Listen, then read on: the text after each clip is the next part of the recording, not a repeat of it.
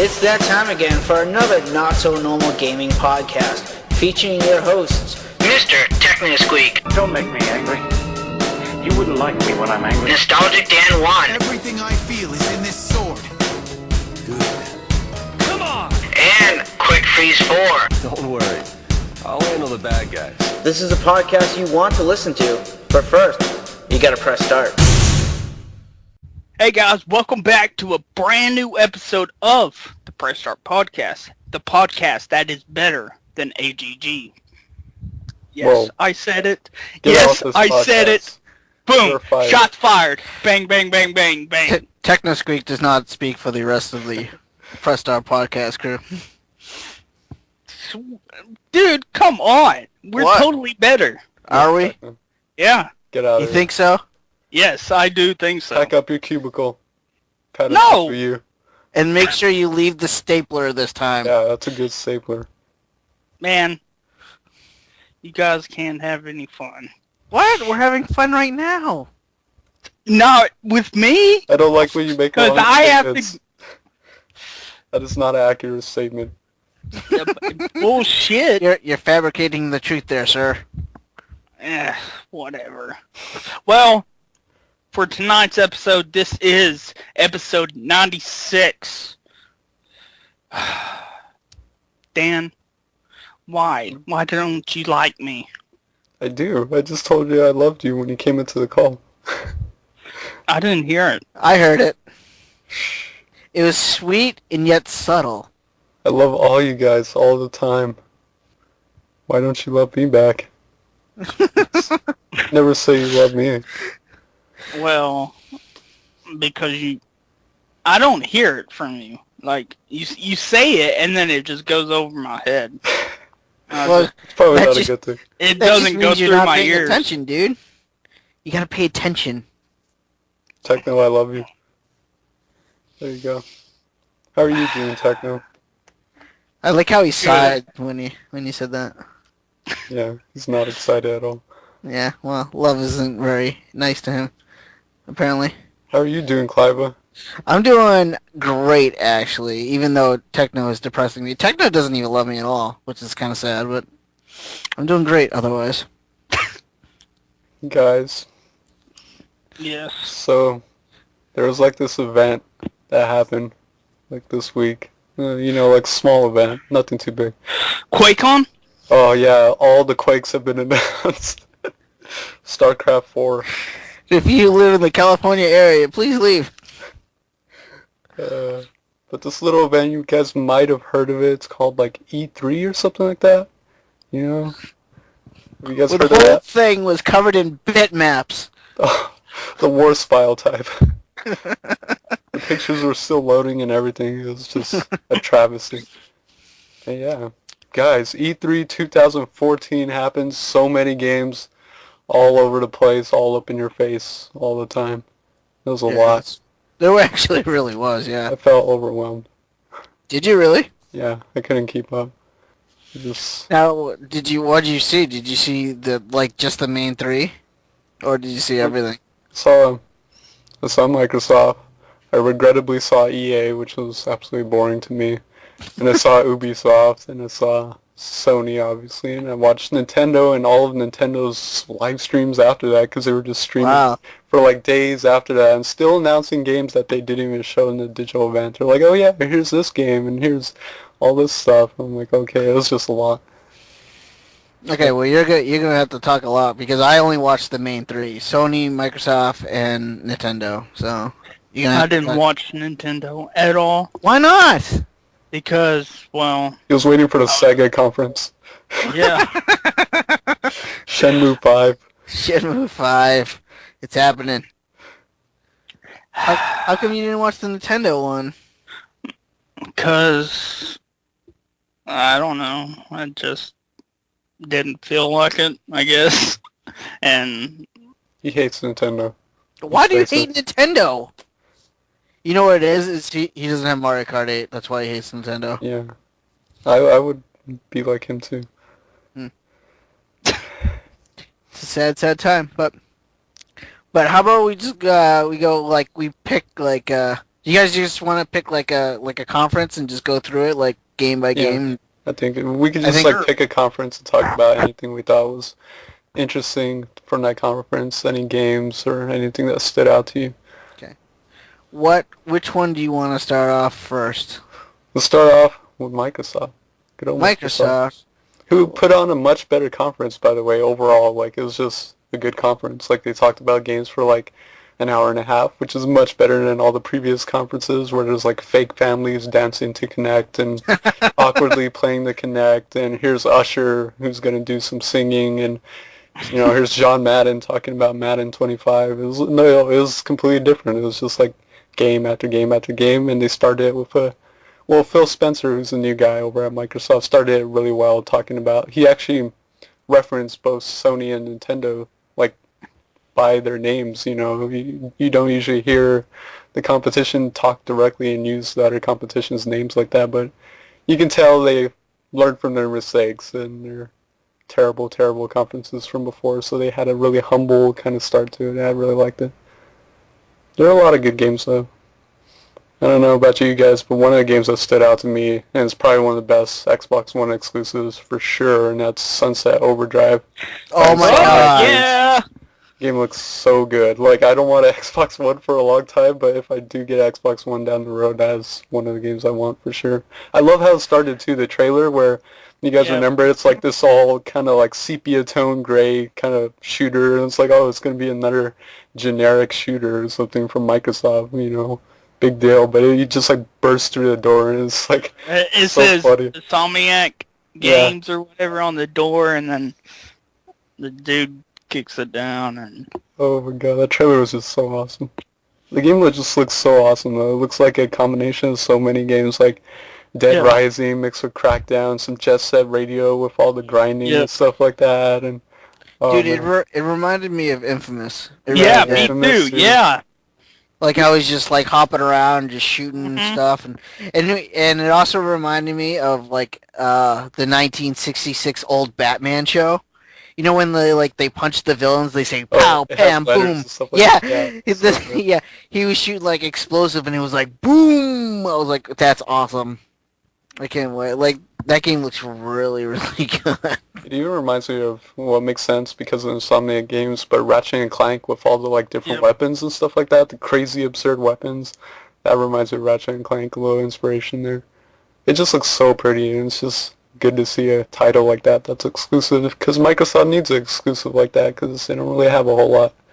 So that's good for them. Hopefully they can keep it exclusive. That's coming out like the end of this year, right? Something like that.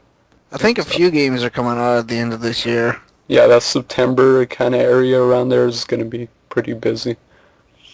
Any other games that stood out to you guys from Microsoft?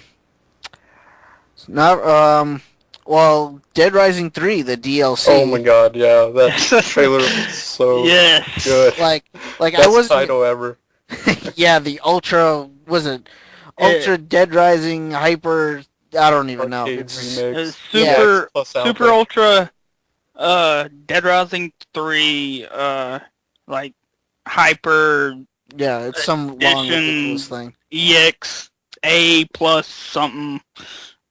Well, like the thing with that is like I wasn't really interested in Dead Rising 3 at all, because like to me when like Dead Rising 1 came out, like that game was just. It was serious, but then it was like over the top goofy because you could just make all these crazy weapons and just put on like Cerbot helmets and stuff. But like Dead Rising 3 looked way too serious, and they had none of that like foolishness. And this was the DLC, this hyper whatever.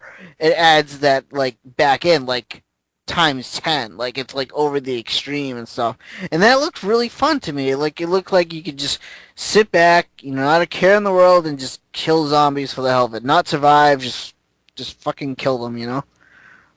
Yeah, that's what appealed to me. Is just it took the seriousness out of the game, which I kind of liked. All the Capcom homage too, with all the different characters you can pick. I even saw BB Hood in there. I was like, oh my god, BB Hood. Oh yeah. But like Edward Falcon. Captain Commando. Power Stone. I Like, there's so many awesome, and they all, like, their moves are correlated to them, too. I've seen some gameplay, and you can do, like, reusing the Shuriken, and he has a Hadouken and stuff like that, but it's all, like, there's basically the past Dead Rising characters dressing up as, like, these new Capcom characters and stuff like that. The Felicia one is hilarious. Yeah. That's just so funny to me. But I've watched a lot of gameplay. Someone was live streaming it. One of the people I follow on Twitch, and he was live streaming it. It looks so fun. Like, it's just so absurd, like, trying to kill as many zombies as you can. And it's more about trying to rack up the highest score. So it's trying to, like, beat your friends by getting the highest score. And there's, like, certain objectives to do in between, though. But, like, oh my god, so much craziness. That was interesting. I wasn't expecting that. And that's isn't that out now? Yeah. Is that what they said? Out now? It was available, like, that day when they announced it. Okay. So, Do you know how much is it?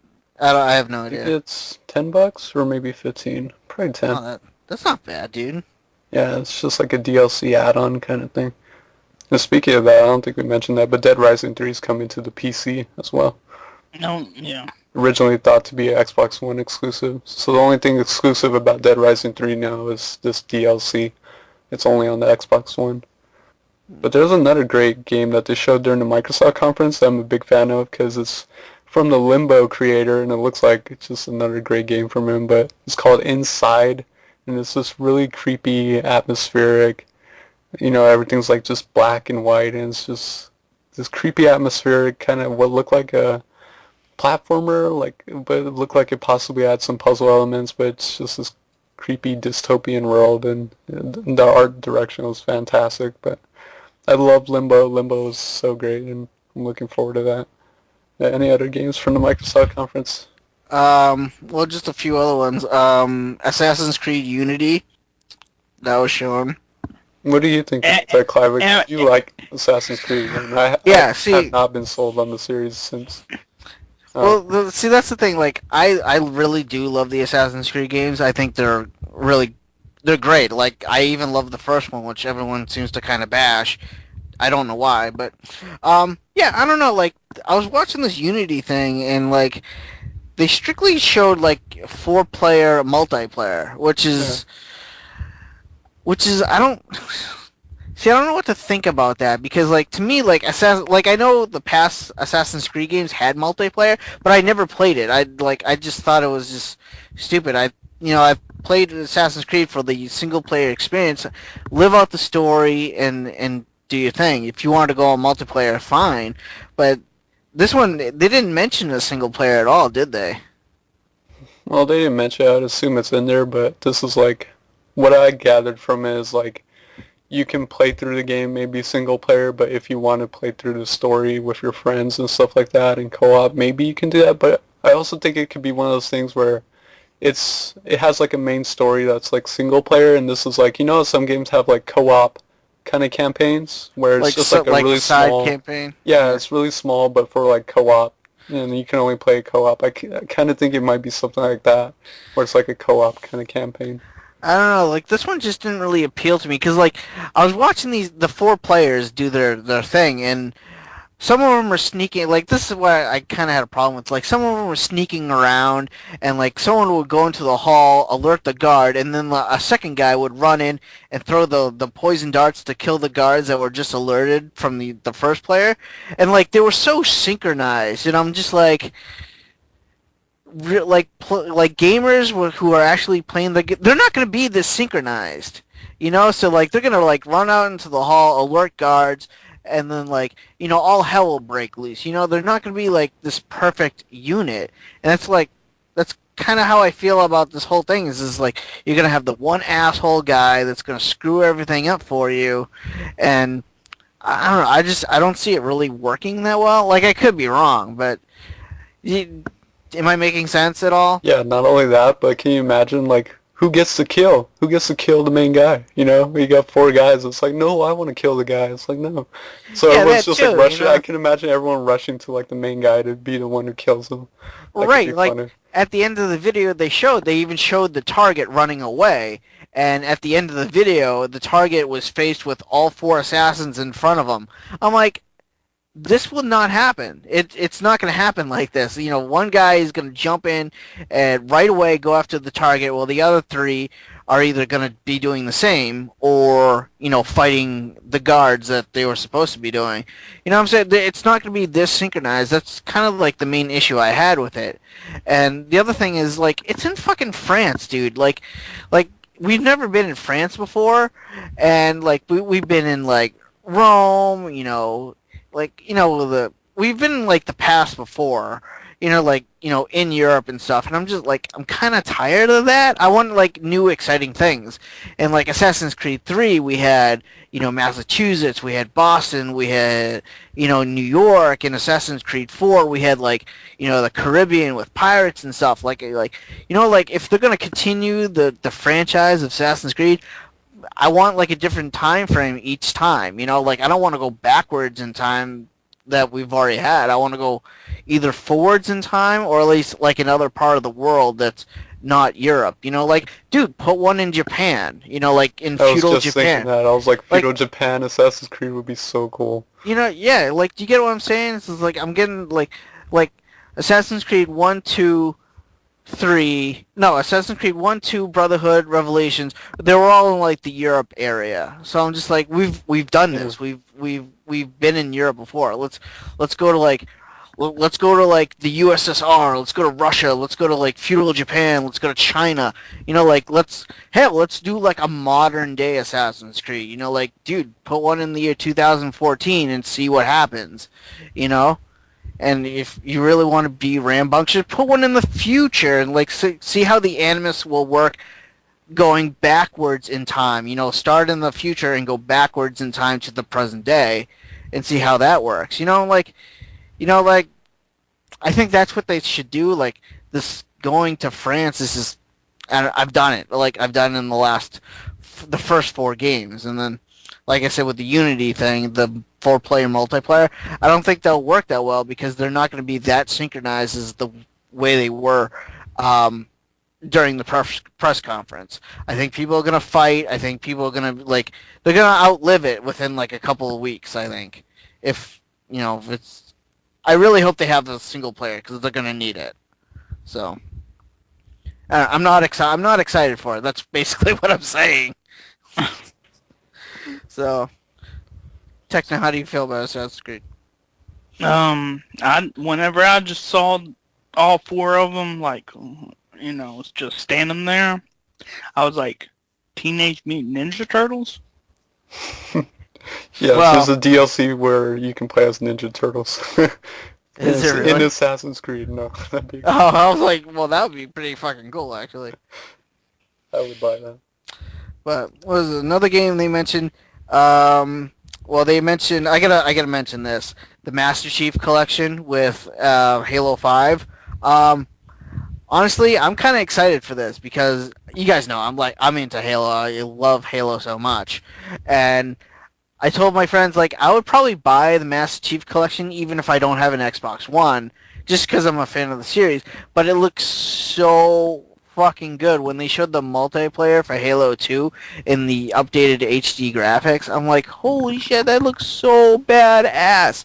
And like, I'm really like, I might buy an Xbox One just for that. I don't know, because I really love Halo, and I don't know. I mean, I'm gonna buy the game either way, even if I don't have an Xbox One, just because I'm a fan of the series. But it just looks so good. And then, what were the two?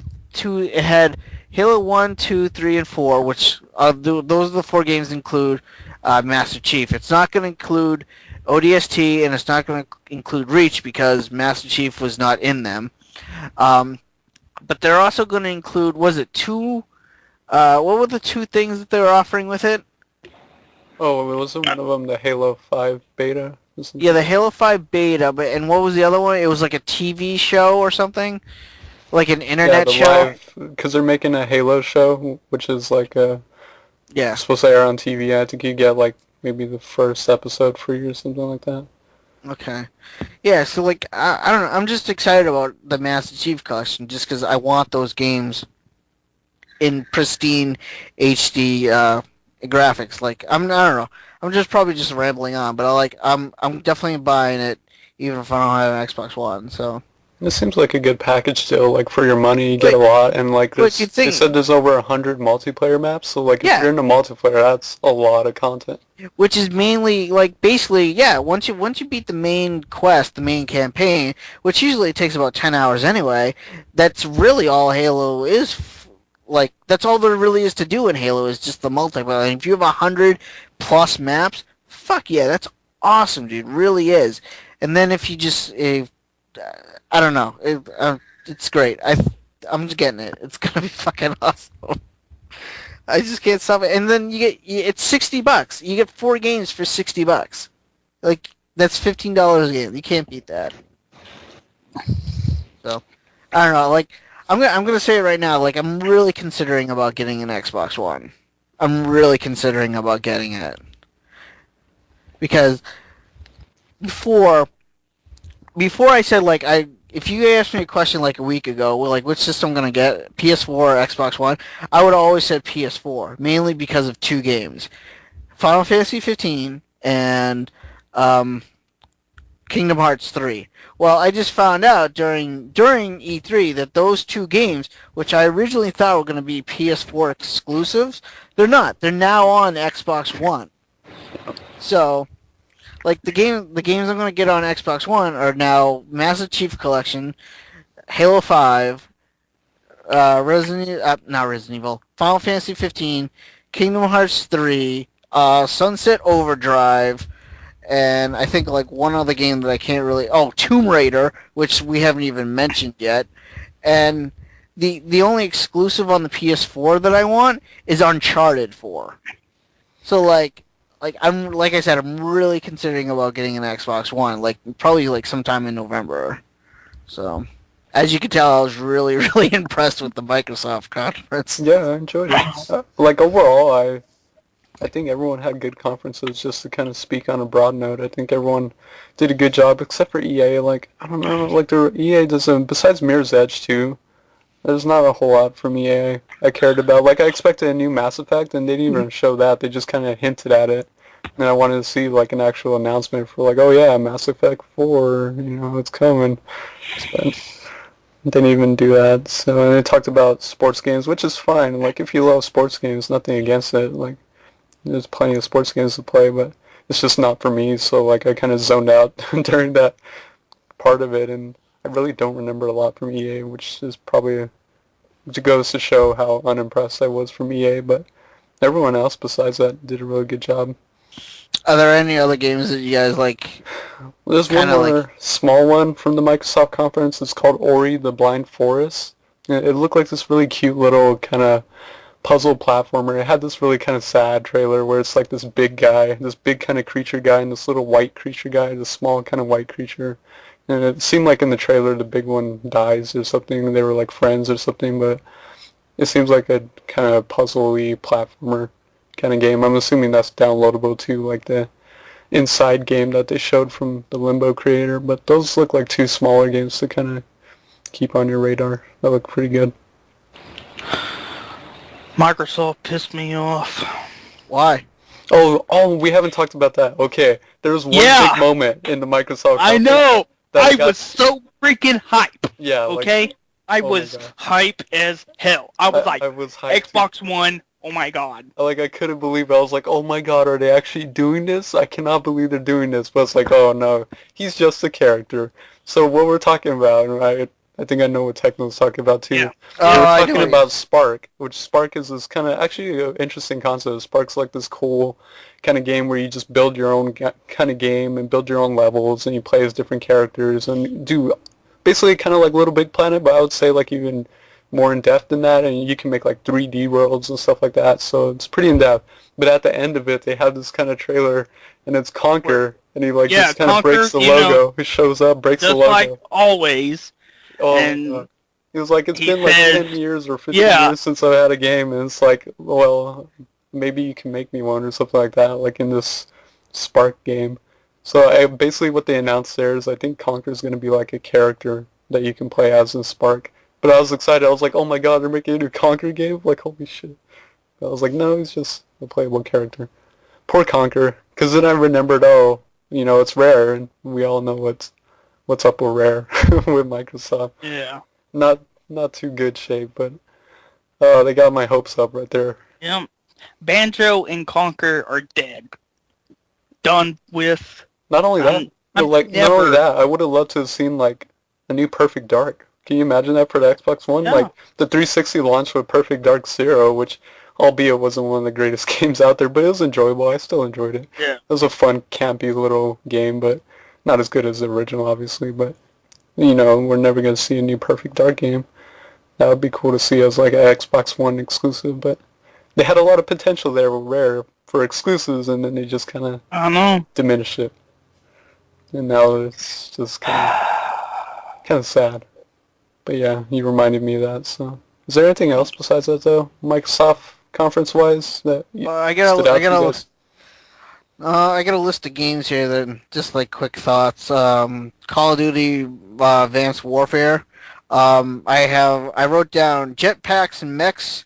Looks like Michael Bay's Transformers. Titanfall meets Call of Duty, basically. Yeah. That's what I thought. It was like Titan Duty. Call of Titanfalls. It reminded me of Michael Bay's Transformers, but Yeah, it's totally. The trailer was like so Michael Bay. Action everywhere. let's see, next game I got written down is Dragon Age Inquisition, something like that. Inquisition. Yeah, I can't say it. Yeah, but yeah, I got written down here. It looks cool. I like the past Dragon Age game, so this might kind of be a maybe for me. So. Let's see, I got Sunset Overdrive, I already mentioned, Master Chief. Tomb Raider, I didn't really talk about this, but this looked kind of cool. I was a fan of the remake, or the newest one that came out last year, or 2 years ago, I think. So if I have an Xbox One, I'll definitely be picking up the new Tomb Raider. They didn't really show all that much of it, though. And the last game I got written down is Tom Clancy's Division. Is that what it's called? I got written here. Looks cool. Looks like COD. Wait a minute. Looks like COD before COD changed. It looks like Call of Duty. That's what I got. That's what I have written down here. Well, I remember that other one. There's a new game from Platinum Games, which for a while I thought Platinum Games was actually kind of exclusive to Nintendo because of Wonderful 101 and Bayonetta 2. It seemed like Platinum Games was, comfy with Nintendo, but that's a Scalebound game, which I'm not, it didn't really impress me. Because I don't know what the hell it is. It showed a guy with, Beats by Dre on, summoning dragons and fighting dragons or something. I'm like, okay, but what kind of game is this? It could be a first-person shooter for all I know. Is it me, or did that character look like the new Dante? I don't know if Dante wears Beats by Dre. I guess so. It was a weird, I don't know what to make of it. Because, it seemed like medieval, but the way he was dressed seemed like, kind of modern day. So, and then he transformed into, this knight thing, and I don't know, I have no guess at what the game is. I don't know if they've even mentioned what style of game it is. It might be an action RPG, hack and slash, I don't know. But the trailer that they showed didn't really do anything for me. I was just like, oh, hey, Platinum Games. I guess they're not exclusive to Nintendo. But I think that's it for Microsoft for me. Or at least stuff that stood out to me. EA gets a 0 out of 10. No Road Rash. We got that Road Redemption game, though. Which is I know. PC kind of pseudo, inspired by Road Rash kind of game. Which is supposed to be on Steam Greenlight, I think, so definitely check that game out. It's called Road Redemption. Vote it up on Steam Greenlight, that way it can come out, because I won't get any Road Rash, but maybe I can play that. It looks fun. But anything else for you guys from Microsoft? It seemed like pretty much it. Not really. Yeah. So you guys want to move to Sony? Yeah. Sure. Sony, alright. Let's see, you got a list here. Okay, first thing I wrote down for Sony is white PS4 with Destiny bundle. 500 gigabytes, September 9th. And I wrote cool with just cool. Oh, no exclamation points? No, actually, I really just wrote cool with the number 1 for some reason. It's number 1. Yeah, I don't know. But yeah, so white PS4 with the Destiny bundle. What do you think about that? I like white consoles actually. I think it looks pretty clean, and it'll look nice next to my white Wii U, white Wii, white PS Vita, so it'd match up with my PS Vita, which would be pretty sweet.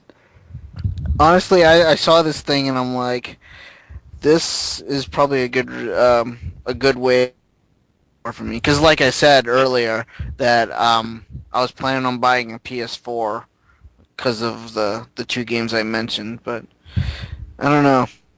I'm leaning more towards Xbox One, kind of. But yeah, this thing looks beautiful. I actually like the white design. So Yeah, me too. I think if I got a PS4, I'd definitely look out. I'd want the white version for sure. Especially since I don't think it has any like decals or anything. I hate when they put decals on stuff. Like I don't know, it's just like Destiny branding on it. It's like I don't want that. Just give me a white PS4 and I'm happy. But it looks like a completely all white PS4, so it looks really sleek and clean. Yeah, I think it's a good bundle for the price. what was the price? I think is it like 500 still, or is it a little bit more? No, it was. I think I saw it on Amazon for $450. Oh wow, that's even better. If that's the case, that's a pretty good deal. Well, would you buy this Techno? I know you're the one saving up for the PS4. Yeah, if, unless I, for some reason buy a black one, just, if I buy one before September. If not, if I have the money during September, I'll probably just wait and get the white PS4. Mm-hmm. And then I'll have, another game. What are some games that stood out for you guys for Sony? Well, one of the obvious ones is Uncharted 4. Now, Uncharted 2 is pretty much one of my favorite games of, what is it, 7th gen now? The last gen, I guess we I could don't call know. it. I lost track of the gens. So I think it's 7th gen. The Xbox 360, PS3, and Wii era, we'll say that. But one of my favorite games of that era, Uncharted 2, is just so good. And I like Uncharted. Like, they're just fun, kind of action, third-person shooter, adventure games. I just love the setting of it and the concept of, like, being a treasure hunter is so interesting to me, but I love the characters. The characters are really interesting. I heard Sully's voice in this trailer. I love Sully. Sully's awesome. But just based off the title and the trailer, I would assume it's going to be the last Uncharted game, or at least the last one with Nathan Drake, that's for sure, because it's called A Thief's End. And then I think he says one last adventure or something like that, one last time. So, yeah, the graphics, I think that trailer was in-game engine, so it looks super, super pretty. Like, oh my god. I was blown away with the graphics. Just incredible. Techno, need a He sighed. PS4. He sighed. What's up, Techno? You sighed. Okay. I don't know if you saw my tweet. I think it was yesterday or early this morning. Probably not. Okay. You guys know that I have 1, 2, and 3 You need to play them. of Uncharted. I have been playing Uncharted 1, but I can't get into them.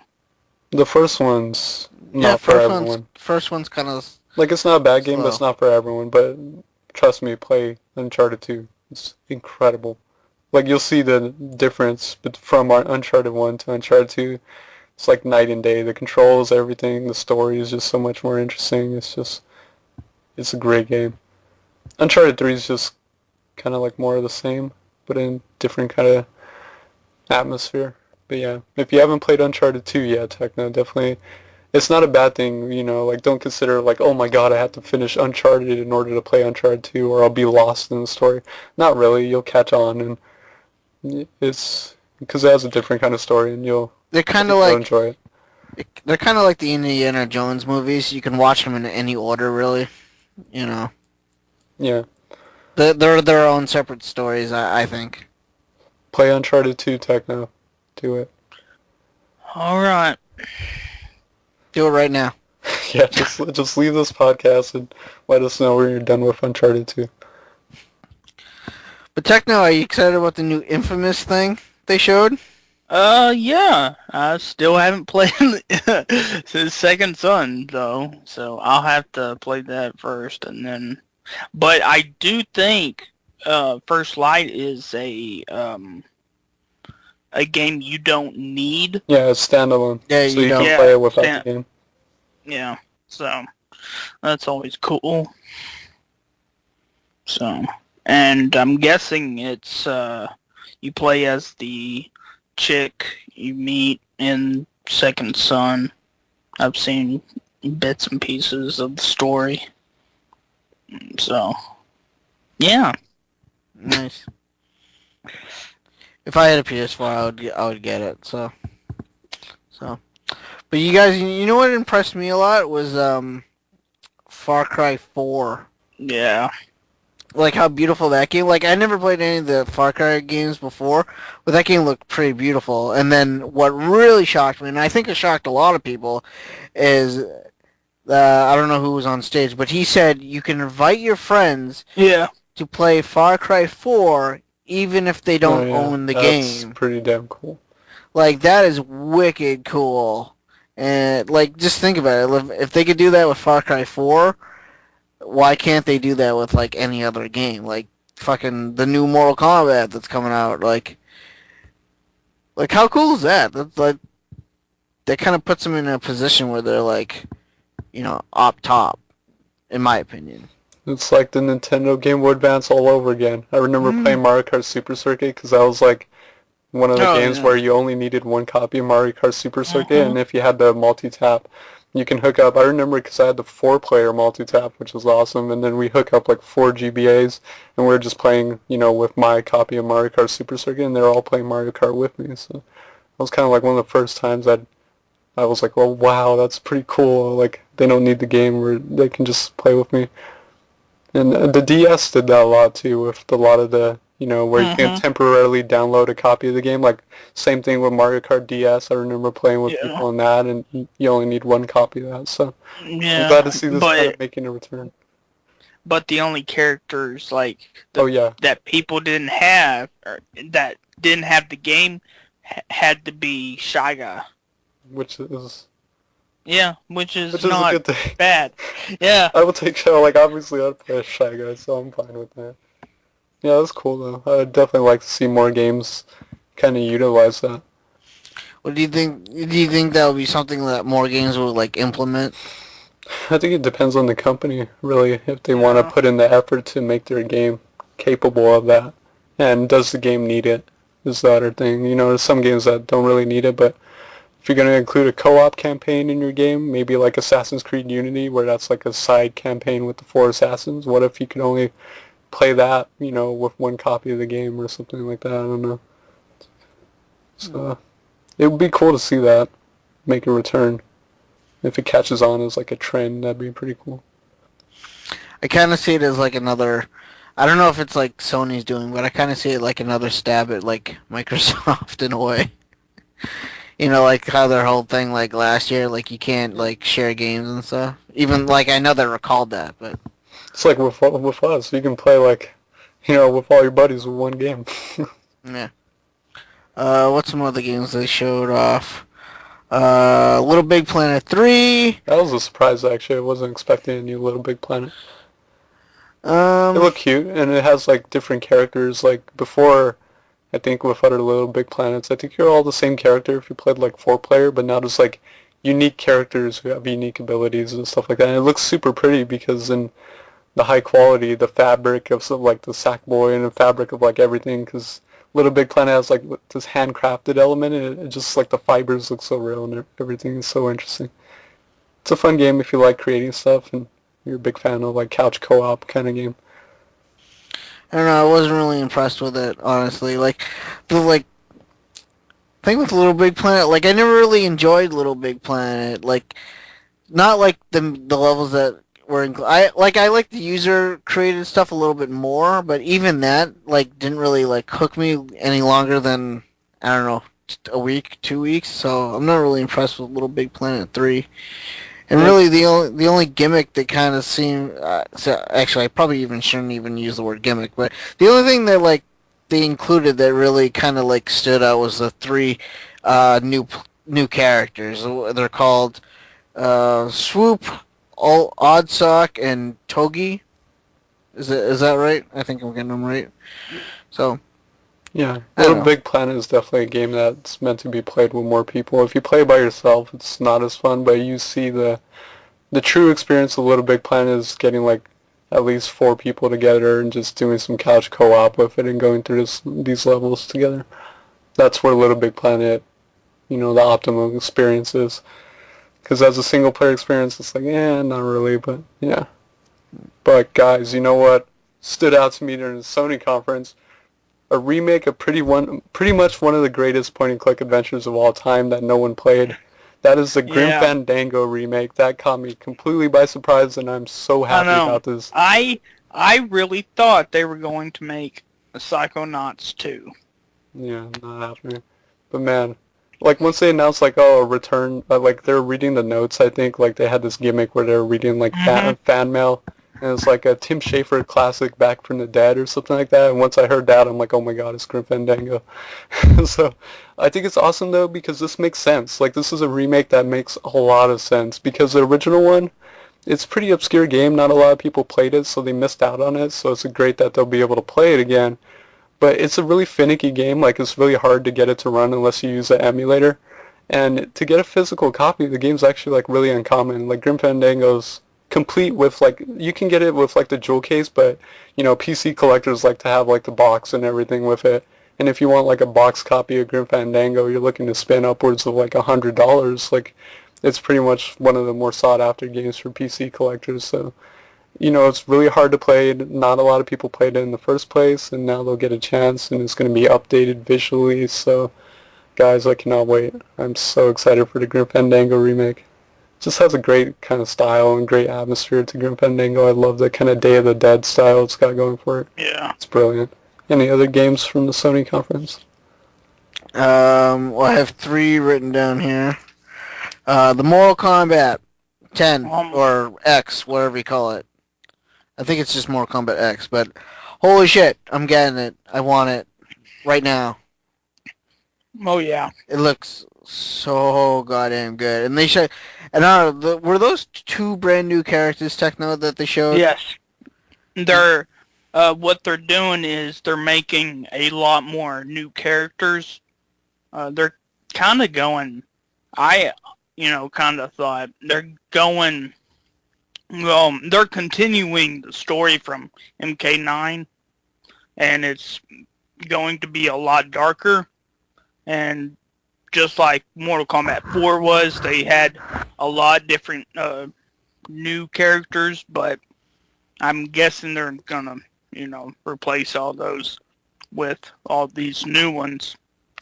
The only actual like old school characters that we know are going to be in it is Sub-Zero and Scorpion. And there's a new character named, I think her name is Cassie Cage. And I heard about this. It is Johnny Cage and Sonya Blade's daughter. And I'm like, oh my god, Johnny Cage finally got it in. After all that time, he's been trying so hard. He finally did. Tried so hard. So proud of you, Johnny boy. If he took off those sunglasses, you could see better. Yeah, like with all those punches to the grind he's been giving.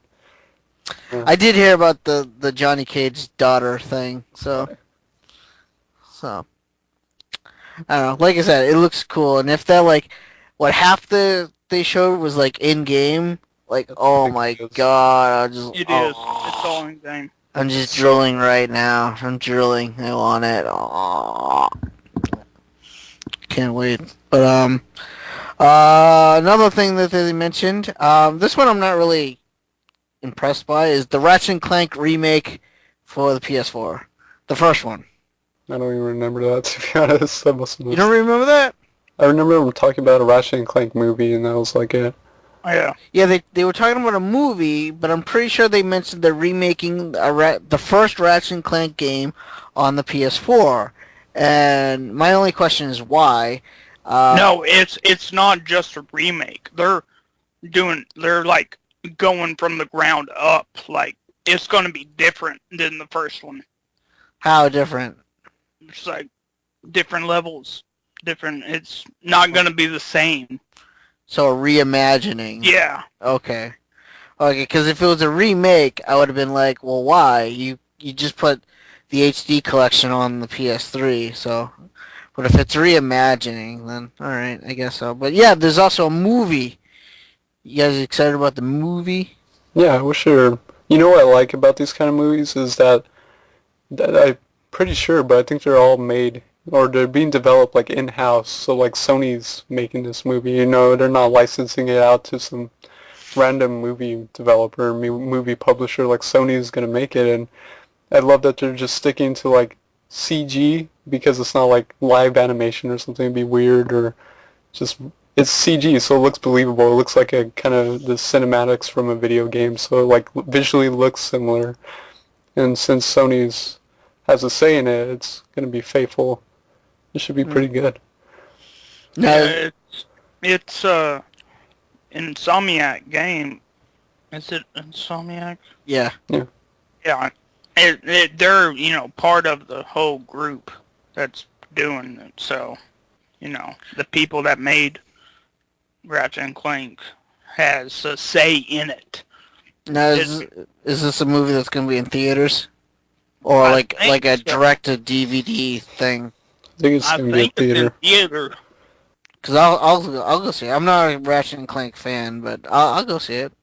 Techno, you want to come with me? No, come with me. Theaters Why are you- better in Arizona. How so? Like I mentioned, we have that bar theater, okay, and you can get like beer and order food and Oh, appetizers and yep, shit like yep, that. hands down. It's the best experience, you know. And if it's a Alright. bad movie, Get you just drunk. drink a lot of beer. And No, that makes it the better. pain is over. There you go. But So. a little bit off of E3. Whoa. You guys have heard that they're actually making a fucking Sonic movie? I saw that, and it's supposed to be live action. Yeah. Yeah, I heard about I want to kill myself. You should I be don't- the actor, Techno. They should have you play Sonic. Yeah. So fast. I would see a TechnoSqueek Sonic movie. Starring Mr. TechnoSqueek. You know, it's great because you could even play the little robot that's called TechnoSqueek in the movie as well. Oh, there you go. Double roll, double paycheck too. What do you say, Techno? Are you gonna do it? I don't know. I think you should. But what about that new Batman game, you guys? Batman Arkham Knight. Doesn't have Aquaman in it. Not Fuck sold. you. Fuck you. This game looks bad. I love the Batmobile Dude, stuff. That I looks can't. So cool. Yes, the That looks so bad. Batmobile. Oh, I can't wait for this game. Looks so sick. Like I saw screenshots of this game even before E3, and I'm just like, I'm fucking buying this game. I can't wait. It looks so goddamn good, and I'm not even talking about the Batmobile crap. So, and oh my god, you see the new Harley Quinn costume too? Woo! So good. I like me some Harley Quinn. I can't wait, guys. And Kevin Conroy's back doing the voice Yeah. of Batman. And it's also developed by Rocksteady, so it's not they're doing it again. So it's great that they're picking up Batman again. So I'm excited. Do you know if Mark? No, actually, probably no. Mark Hamill will not be the Joker. I bet. No. Yeah, he retired, which sucks. But at least we get Kevin Conroy back. So, and I heard. Or not that I heard, I read somewhere, I think it was Amazon, that if you pre-order the game, it's going to come with, like, exclusive, like, Harley Quinn downloadable, like, missions. Kind of like they did with the Joker for Arkham Asylum on the PS3. Yeah, I think they talked about that. Did they? Talked about something about Harley Quinn playing as Harley Quinn or something. Okay. I That's not can't probably what I'm remember. talking about then. But yeah, I definitely want to get this. I don't know. Nah, it's gonna be on both systems, and like I said, I'm leaning toward the Xbox One. I might get it on the Xbox One. Just 'cause I have the other games on the other Batman games on the Xbox 360, so might go with the Xbox One. I don't know. But there's one last thing we didn't talk about, you guys. You know what it is? There's no Crash movies. Bandicoot game? Movies. No. No Crash Where's Bandicoot. Gemmoto? Okay, No Zero Gemmoto. where out the of fuck is 10. Gemmoto? 0 out of 10. No Crash Bandicoot. No Gemmoto either? Gemmoto for No the PS4. Gemmoto. Come on. Jeez. Pretty much one of the best racing series ever. Played the I shit out of that when I was young. Dude, yeah, I played the shit out of Holy the first. fuck. I fucking hate you guys. What? Vita TV. Oh yeah, that actually surprised me. I wasn't like I knew. I kind of had a feeling like, oh yeah, Oh, the Vita TV is gonna come out. Stuff. Oh, we'll bring it to America Yeah, finally. I had a feeling they were gonna bring it out ever since it debuted in Japan. I just didn't know when, and I just wasn't going into that Sony conference expecting to see it. But yeah, it's gonna cost $100, and pretty much everything we've seen from it back then. It plays. There's another like package or another bundle. Oh yeah. They have where like you a can get a controller. yeah. And then Well, I think it comes with Lego the movie or something like that. yeah. Yeah, like that game, it's like $150 kind of bundle with the PS Vita TV. But the PS Vita plays like most Vita games. Obviously, you can't play everything. You can't play any games that use the touchscreen, even if it's like for one thing. Like I forget what game it is. Uncharted. Yeah, or even like East Celceta. Or you can play it, but like Gravity it Rush. changes the controls. But yeah. Gravity Rush. You can't Yeah, play. Gravity Rush is like that's all touchscreen kind of, so like you can't play all games. It'll play certain games, like I think it plays East Celceta, even though East Celceta has like touchscreen mechanics, like just briefly in there. I think it kind of maps that to the controller. But I mean, eventually with the DualShock 4 with that small touchpad, I wouldn't be surprised if they can possibly update it. But for now, it doesn't play everything. But it'll play all your download stuff, like your PS1 classics, your PSP games. And it has like a bunch of apps, so... It sounds pretty cool, but like I own a Vita, so Yeah, I'm probably not interested in this. But for people who don't own a Vita, this is pretty. It's a good pretty cool. alternative. Yeah. If you don't feel like dropping that much money, although, I mean, you know, I got my Vita for like $100, so you just gotta like kind of look around if you really want a Vita. But yeah, it's a good alternative. It's just like, the thing about it is like, man, I really want to play Vita games on the TV. You know, because like I love the PSP 3000. Like the PSP 3000 is basically a console for me. I never play it as a handheld. I always play it outputted to like component cables, and oh my god, it's so awesome. And my TV actually does a good job processing the image because it'll process it to like full screen, so I don't have like black bars and shit everywhere, and it looks pretty damn good. So I love the PSP on my TV, and I was like, man, like, what if they could just come up with something for the Vita? Like, even if it's like an HDMI adapter where it's like output HDMI for your Vita and you can play it on your TV. Like, that's what I want. Just like a $40 adapter or something alternative, and that would be awesome. Yeah. But I don't think that's going to happen just because I think they probably want people to buy this Vita TV. It's like, oh, you can play your Vita games on here if you want to play them on TV. I don't know. It's cheap. I might consider it. Like I wanted one back in the day, but then I got my Vita, and I'm like, I don't really need it. But still, the idea of playing games on the TV. The only reason I would probably get one is maybe like for streaming. You know, you can like play your Vita games on like Twitch TV, look it up that way. That's the only thing I would consider like me buying a Vita, not Vita TV. I mean. But, you know, I don't really stream all that much anyway. But, like, for a person who wants to stream Vita games, I could see this being great for them. Totally. I never thought about that. It's actually a really good point because a lot of people, you just have, like, an HDMI capture device. You output the Vita TV, and you can play Vita games and stream Vita games. Because I know, like, they have, like, 3DS capture devices, but you have to, like, send away from them. They're, like, $400, $500, and you get, like, a modded 3DS. And I know streamers who have, like, a modded 3DS to, like, capture it. And the same thing with the Vita, like you have to send away for it to get it like Vita modified to captured, and that's probably like $300, $400 or something. So this is a really good alternative for streamers. I never thought of that. That's a good point. Yeah. Just give me an HDMI adapter, Sony. Let me output my video, please. It'd be so awesome. Yeah. But I think that's it for Sony. So I have one more game for Sony. Yeah, one more. It's probably not the one you're thinking of, Techno, but like this actually has me really excited because I love space. You know, like I've always loved sci-fi. I know what you're talking about. I've always that, cool. Yeah. Yeah, I love space, and there's a certain like I don't know. I've always loved the emptiness of space. You know, like the concept of it. Like there's tons of shit out there. Like the universe is fucking huge, and like that's scary to me. Like it's like we don't know. Like it's just always expanding too. Like the concept. Like what the hell?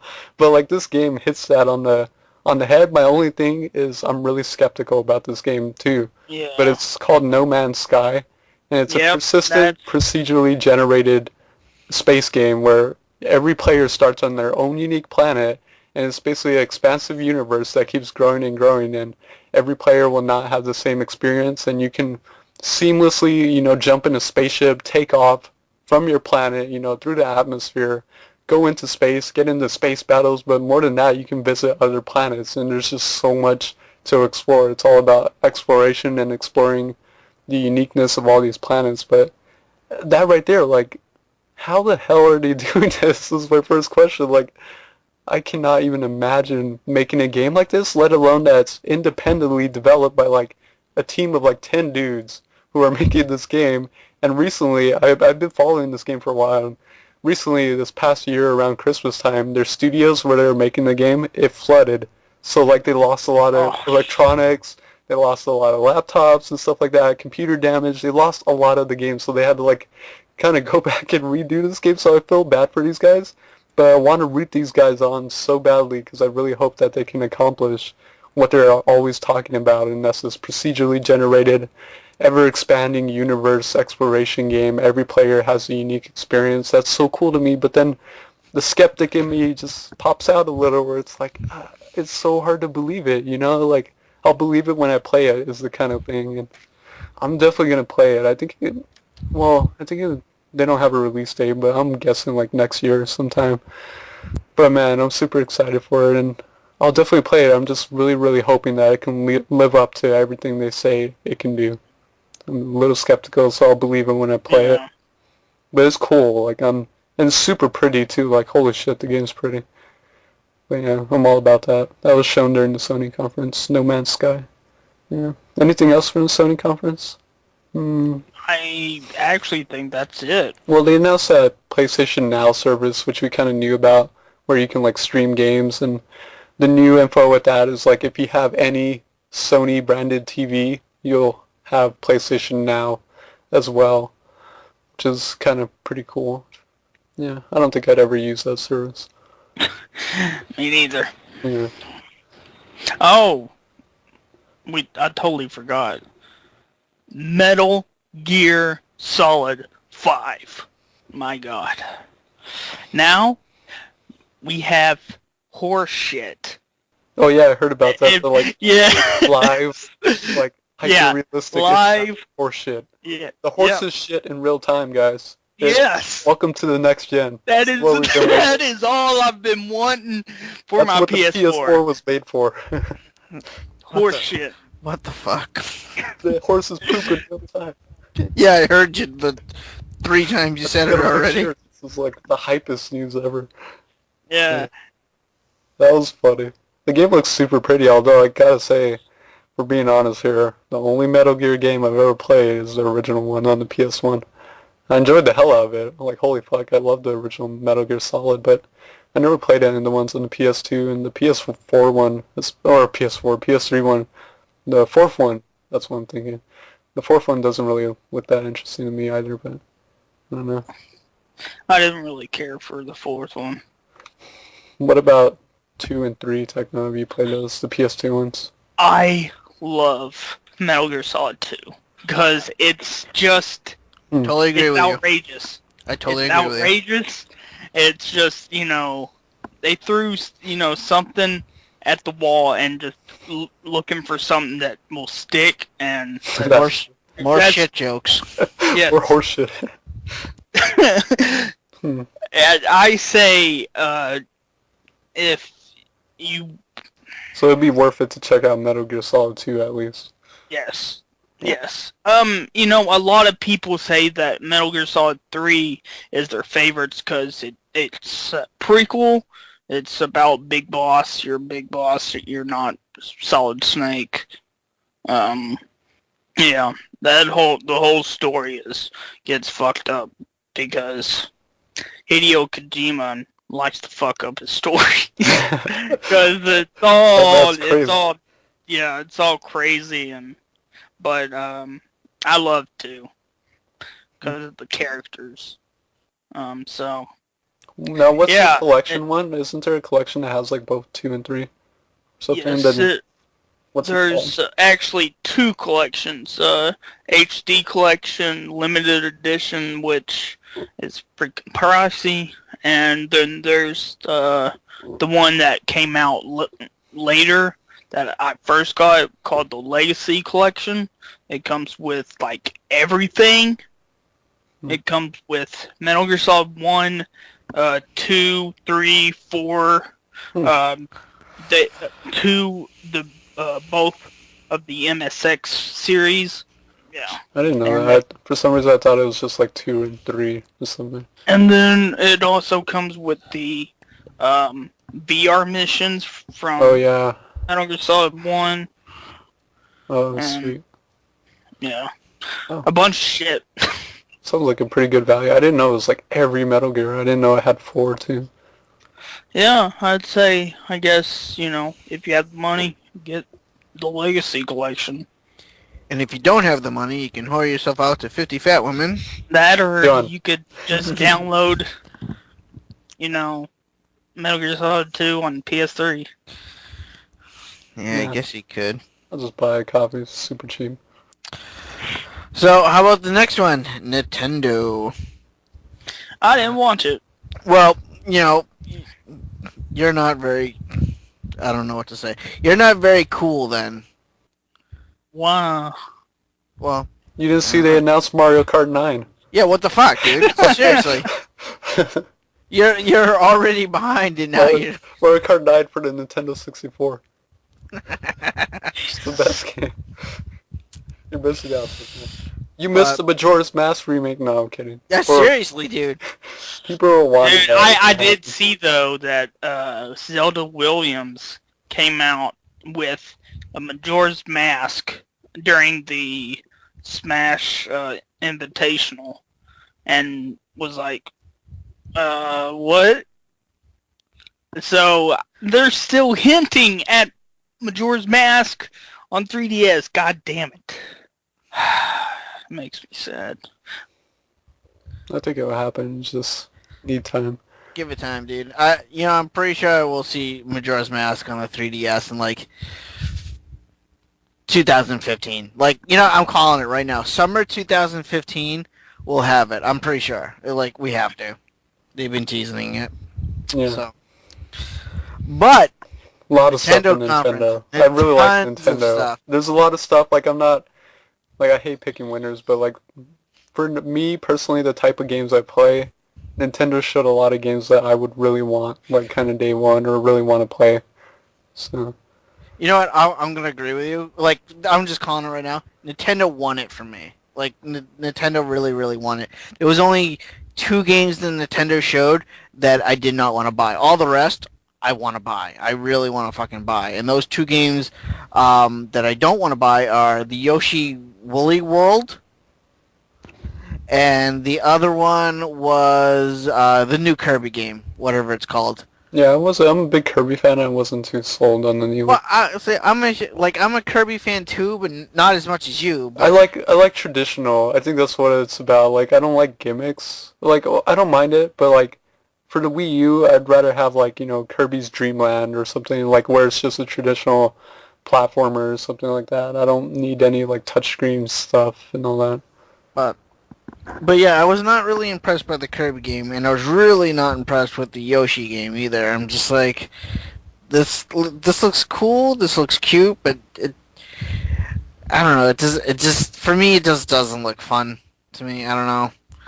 It's just plus I don't really like Yoshi.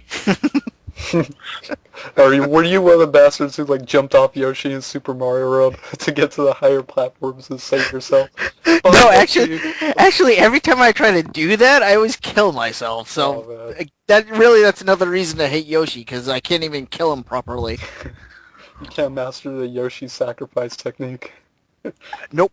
But yeah, I don't know. I just what did you think about the Yoshi game?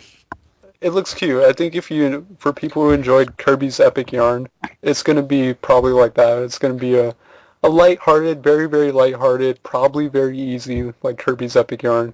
But I really love Kirby's Epic Yarn. But Yeah, me just too. an enjoyable little experience that maybe not for full price, but for like, $20-$30 or something like that. It'll be a cute, enjoyable experience that's a little bit on the easy side, but has a lot of charm.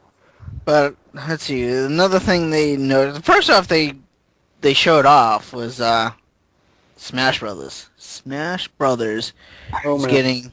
I don't know if they're one character. I'm pretty sure they're three separate characters. But the Mii's are introduced in Super Smash Bros.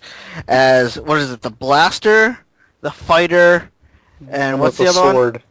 The one that Yeah, fights with a sword. I don't know what it's called. It's the Fighter. Is he the Fighter? Well, there's the one that fights with the fists that doesn't have any weapons. That's Okay. close range, and then there's the sword one, and then the gun one. Okay. Well, okay. Isn't the fist one a brawler? Yeah, probably.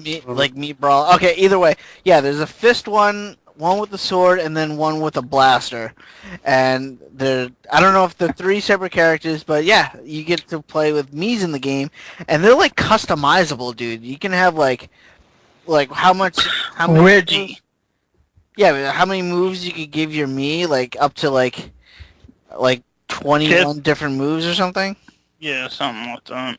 I thought you didn't watch it. I watched something on it though. Oh, okay. Uh, That's kind of cool, though. You can use your Mii. I'm not going to use my Mii, but yeah.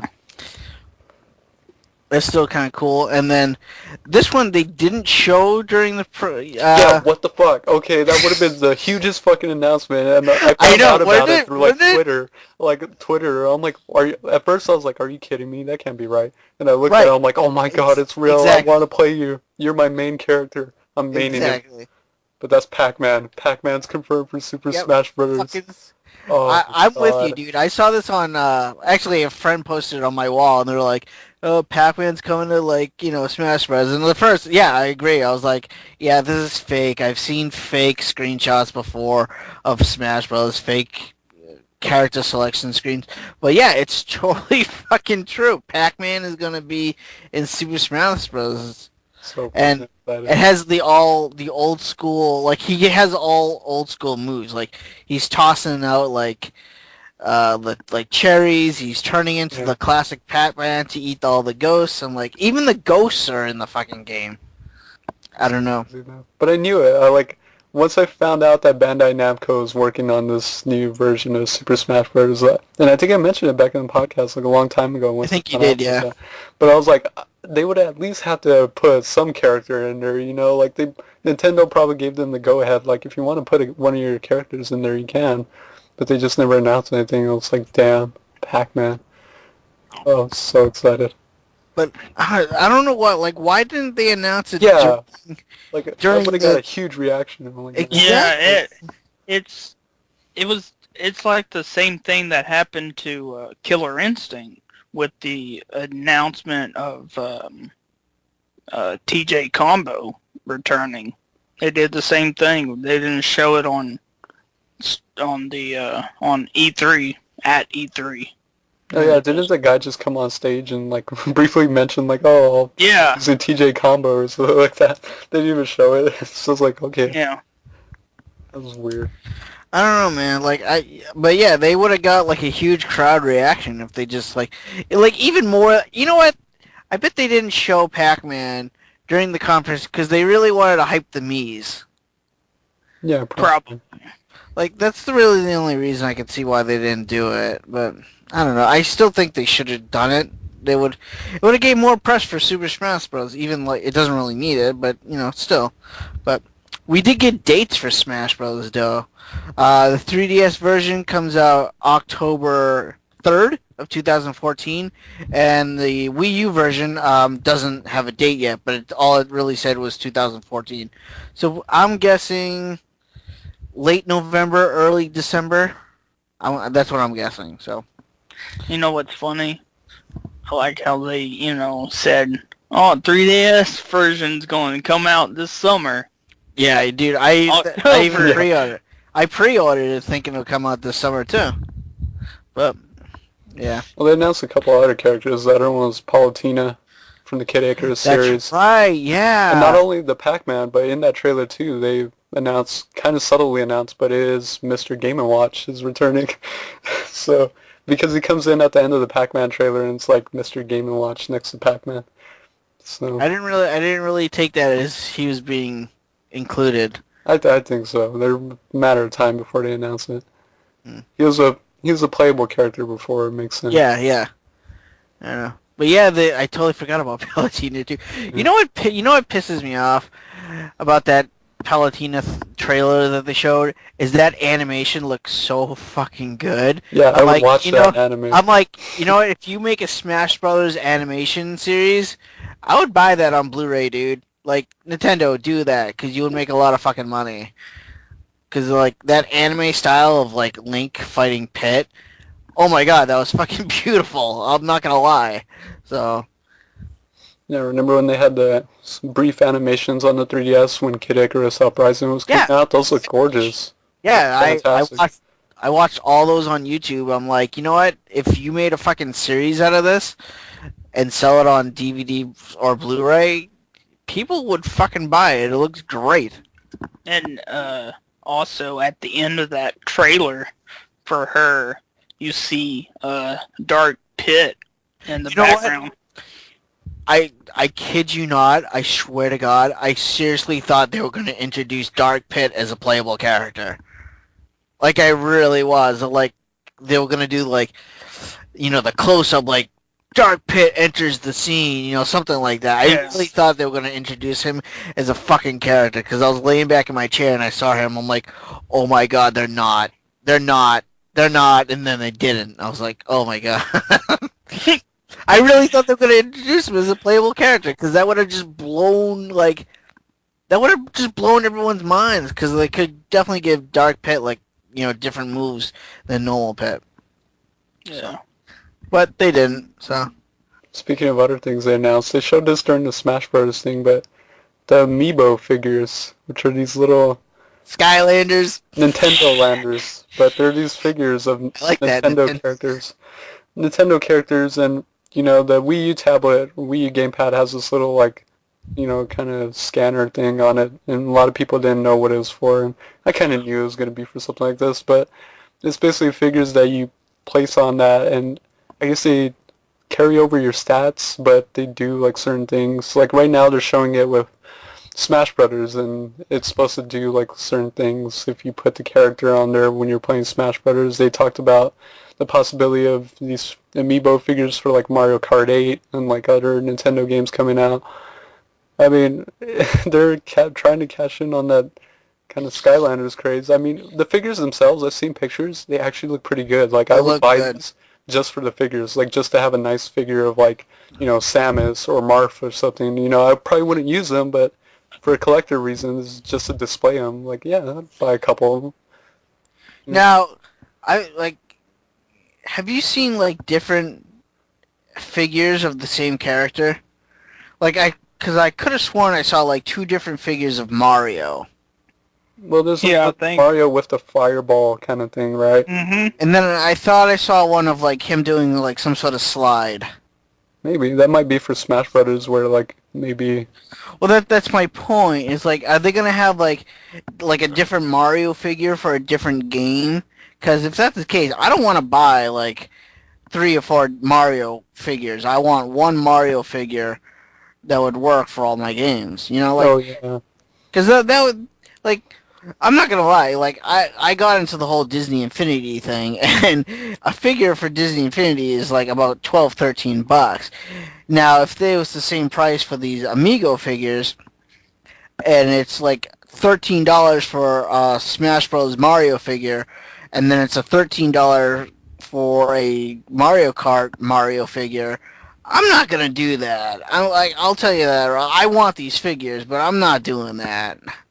Honestly, You know? I think that's what it is, though. I think that, because that's what they were talking, like, because all the figures they showed right there looked like they were for Smash Brothers specifically, so I'm thinking, because they mentioned, like, Mario Kart 8 specifically and other games, so I'm just imagining, like, Amiibo figures with, like, you know, a Mario Kart version where it's Mario in the cart, you know, and then it's, like, based on like whatever game it is. So it'd be a lot of figures. If that's the case, then I'm only buying the figures that I want. Like for Mario Kart 8, I would buy a Rosalina Mario Kart 8 figure, and that's Shy it. Guy. Oh my god, I just saw that. I want a Shy Guy figure. for you would be Shy Guy, but Incredible. you know, because well, my point is like I only use Rosalina for Mario Kart 8. That's my character, so I would only buy her figure. That's all I want. Yeah, same. I'd only buy a Shy Guy figure. And for Smash Brothers, my characters are going to be Mega Man, Pac-Man, and Rosalina. Those are my 3 characters I'm interested. So for that, I would buy a Mega Man figure if they make one. I haven't seen one. Pac-Man figure if they make one. I haven't seen one. And a Rosalina figure. That's it.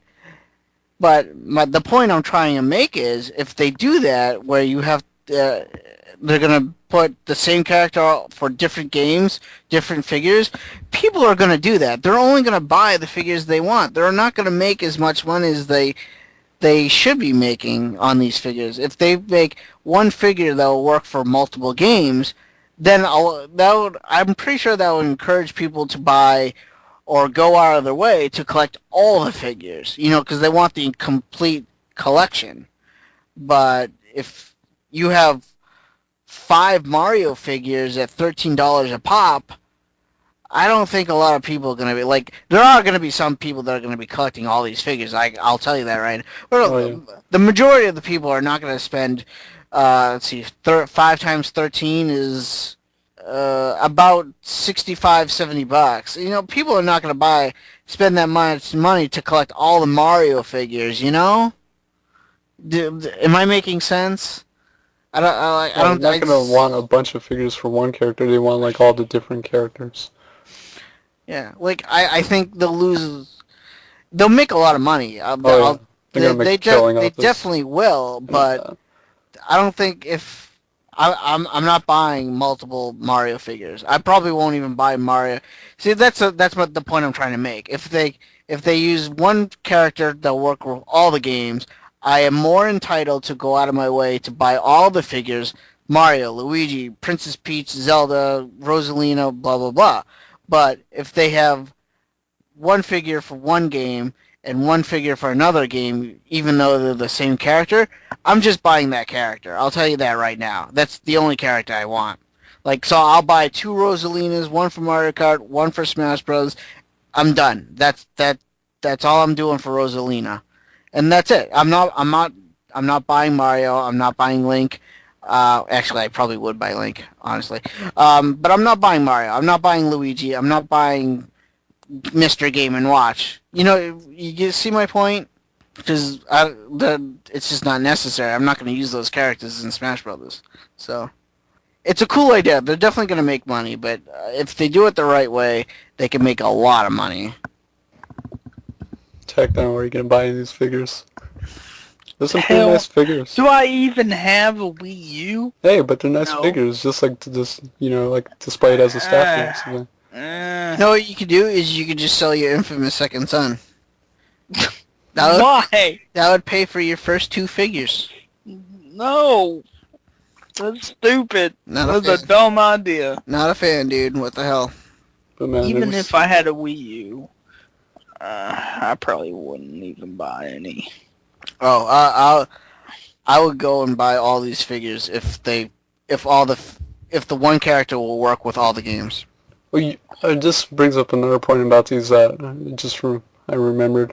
Is the other thing I don't want from these figures is I don't want them to give you an unfair advantage. So, like, they were talking about, like, your stats carry over with Smash Brothers, or, like, they do special moves and stuff like that. Like, can you imagine, like, playing with your buddy in Smash Brothers? You're playing with, like, a standard controller, your buddy's got the Wii U gamepad. He just pops on one of these figures and kicks your ass because, like, oh, I just carried over all my stats and stuff like that. Like, no, you're an asshole.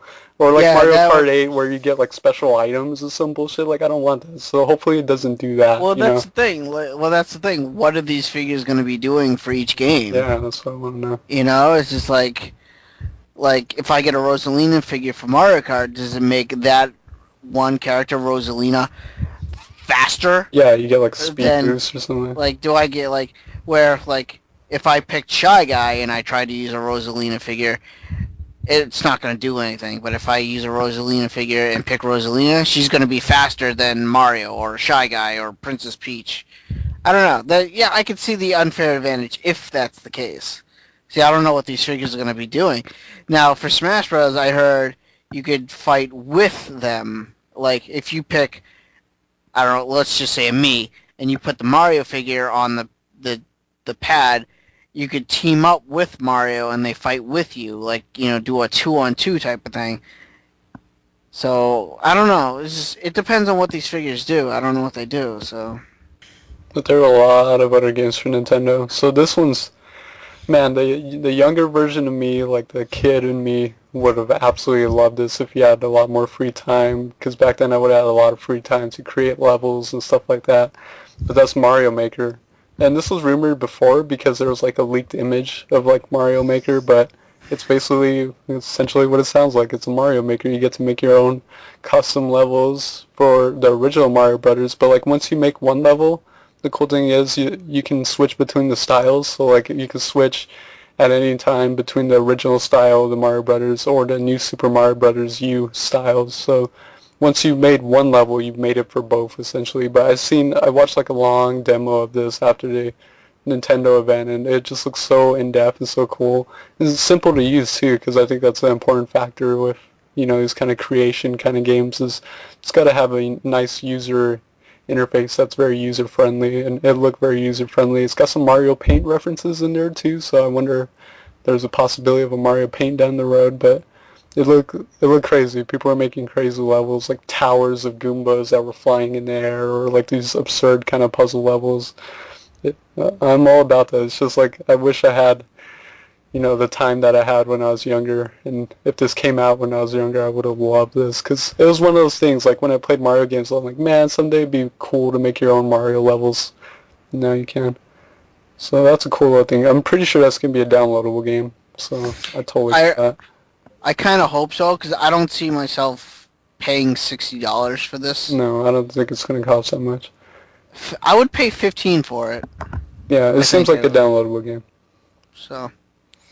I honestly, I'm really excited for this game because one thing I used to do in like school when I was bored, I was actually used to like take a piece of paper and I used to draw or sketch or design my own Sonic the Hedgehog levels. Like I would start at the bottom left of the page and the exit would be in the top right, and I would actually literally design loop-de-loops, platforms. Like I would draw out a Sonic the Hedgehog level. So this is perfect for people who do this.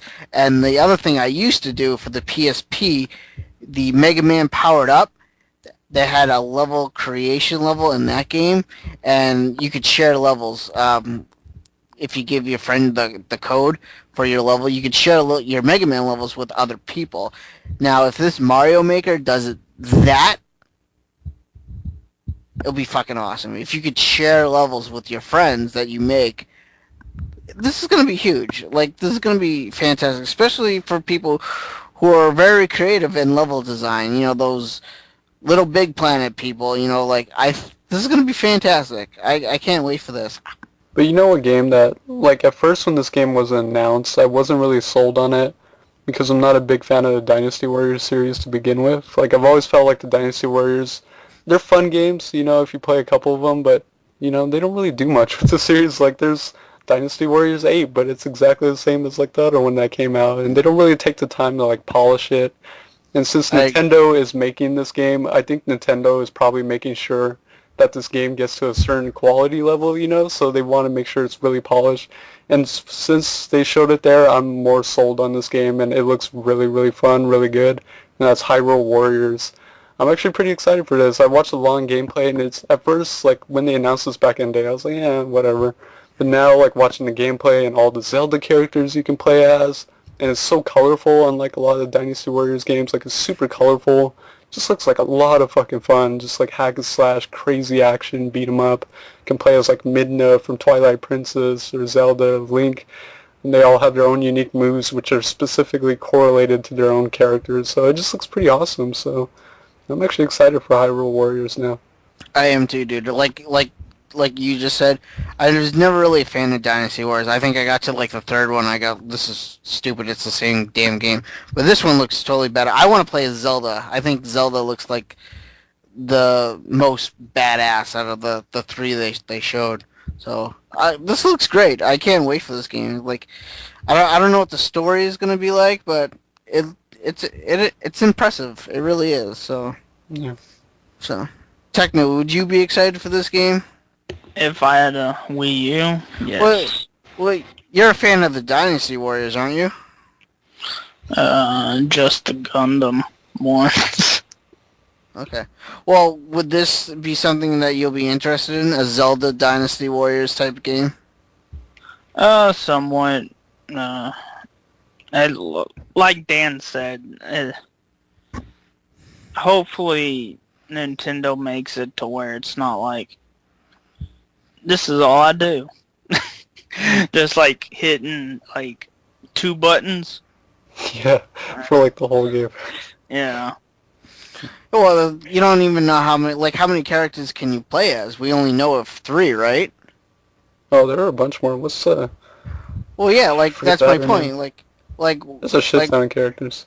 yeah. Why do you think maybe we could play as Majora or the Skull Well, Kid? they showed a video where I don't know what it was, but it summons the moon from Majora's Mask. No, Yeah. I don't believe that. No, I've That's seen it. bullshit. Well, that's That's my- bullshit. That's my point. Can we play as Majora? Can we play as the Skull Kid from Majora's Mask? I saw a move. I'll have to find We it. I think Badass. I think the other character they showed was Impa, right? Yeah, was it that's Impa? what I was trying to remember. Impa. So, like, there's so many Zelda characters. I'm pretty sure Sheik will probably be in there as well. Yeah, probably. Or maybe Zelda can turn into Sheik. I don't know. But, like, wouldn't it be cool if we could play as a Zora or a Gorgon? You think those would be playable characters as well? Maybe. Yeah, so there's a lot of possibilities. Or even if they do like maybe a dark side. I mean, you could play as fucking Ganon or something. That would be awesome. Like play as the evil side or something, you know? Yeah. There's so many possibilities with that game. Yeah, so I'm pretty excited for that. Doesn't this come out like later this year? Let's see. Did I write down a date? I didn't. Oh wait, yeah, I did. September 26th. So that's pretty awesome. And what did you just send us? Hyrule Warriors lets you summon the moon with Majora's Mask.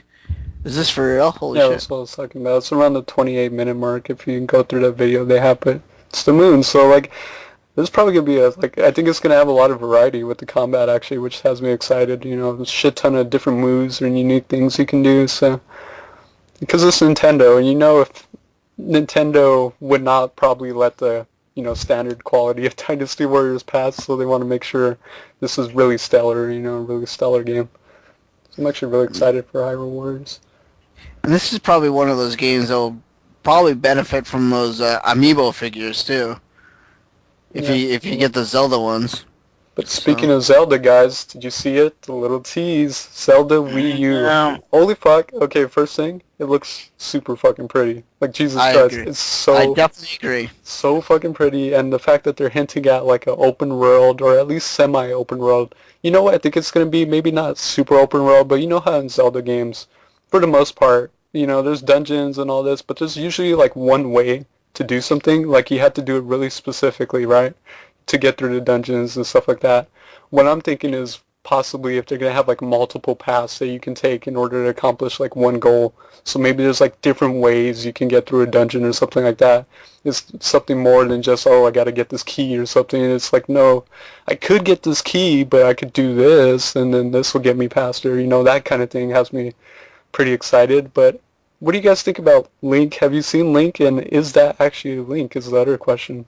What do you guys think? He looks like a girl. Well, if it looks like a girl, Well, could it be his sister from Wind Waker? You know what? I heard people talking about this. So, like, it could be like a female Link or something like that. I don't know. I think to me it looks like Link. Like, not in the green tunic, but it it looks like a boy Link to me. I'm sorry. So, but who knows? Could be a female Link. You never know. I don't oppose a female Link. Or why did that character look female to you? Yeah, to a lot of people. Oh, okay. Well, To me, it's just Link like just keeps getting prettier and prettier. Like he's a pretty guy, guys. Like man, I would do things with Link. He's so It pretty. is from Japan, though. So. I don't know. I guess I was just looking at the action. I don't know. I didn't really It was notice a sweet if it trailer. was- I like how it transitioned because like at first it has the creator and he's like talking about it, right? And he has like the backdrop of like Link. I'm assuming Link at this point. Link, and it's just like in the field, and then it seamlessly transitions into like the action sequence where he's being chased by like this robot kind of octopus thing. It was trippy, but it was really badass. I really enjoyed the trailer. It was a nice reveal. I like that badass bow that Link was using. Yeah. That was freaking cool, dude. I don't know. It looks pretty, but they didn't really show that much, except for that battle chase scene. So, like, I would like to see a dungeon. I'd like to see gameplay, period, but that's a ways away because this game's probably not coming out till like at the very earliest, maybe later this year, or later next year. Yeah, I think it's gonna be next year. So, did I even write that? No, I didn't write down a date, but they also showed more footage of Pokemon Ruby and Sapphire. Was it the Alpha and It's Omega Ruby and and Alpha Sapphire? yeah, I think that's So, and they gave us a date, November 21st for this one. They didn't really show that much, but they did show Mega Evolutions for the 3 starters. And oh my god, Swampert looks fucking badass, dude. I'm picking Mudkip as my starter, I'll tell you that right now. And they also showed different forms of Groudon and Kyogre. And I think these are like prehistoric forms. They're not like megas or anything like that. So they're changing a lot with this game. From the previous Game Boy Advance version. The big question is, does it still have the beauty pageants? Oh my god, I love the beauty pageants from Pokemon Sapphire. Is that really your most important feature? Well, you know why I liked it is because the thing with Pokemon is it's always the same kind of formula, right? It's always like, oh, I'm going to be the very best and beat the gym leaders and stuff like that. Whereas this added like something additional to do. It's like, oh, now I can try and be the best Pokemon beauty pageant trainer and then do this as I try to become the Pokemon master as well. So I enjoyed it. Alright, I'll give you that then. Oh man, beauty pageants. Can't wait. It's coming back. Get all those, what is it? Those Poke Cubes that you had to make and feed them to your Pokemon. Yeah. The Poke Feeder, and you like, that's when they introduced berries, so you had to like blend all the berries to make like certain, I think they're like Poke Cubes, and you fed them to the Pokemon. Pokeblocks. Yeah, you fed them I to the think they're- Pokemon for the beauty pageant. Berries was in Silver and Gold. Oh, was it? I haven't played Silver Yeah. in a long. Yeah, but I think in Ruby and Sapphire you use the berries to make the Pokeblock. Yeah, you do need the berries to do that. So. And you can like mix and match them and blend them to get like unique things. I'm excited for this Ruby and Sapphire game mainly because I didn't even beat the originals, so this is my redemption. I could finally come back and do it. So Yay. You can be the Pokemon master again. yeah, like what, for the 8th or 7th time? Yeah. The very best. I'm excited. I really want Mega Swampert. He looks so fucking badass, dude. So Okay, another game. I'm pretty fucking excited about this. I don't know about a lot of people, but it's probably one of my... I talked about, too, how much I love this game, but probably one of my favorite RPGs from last gen.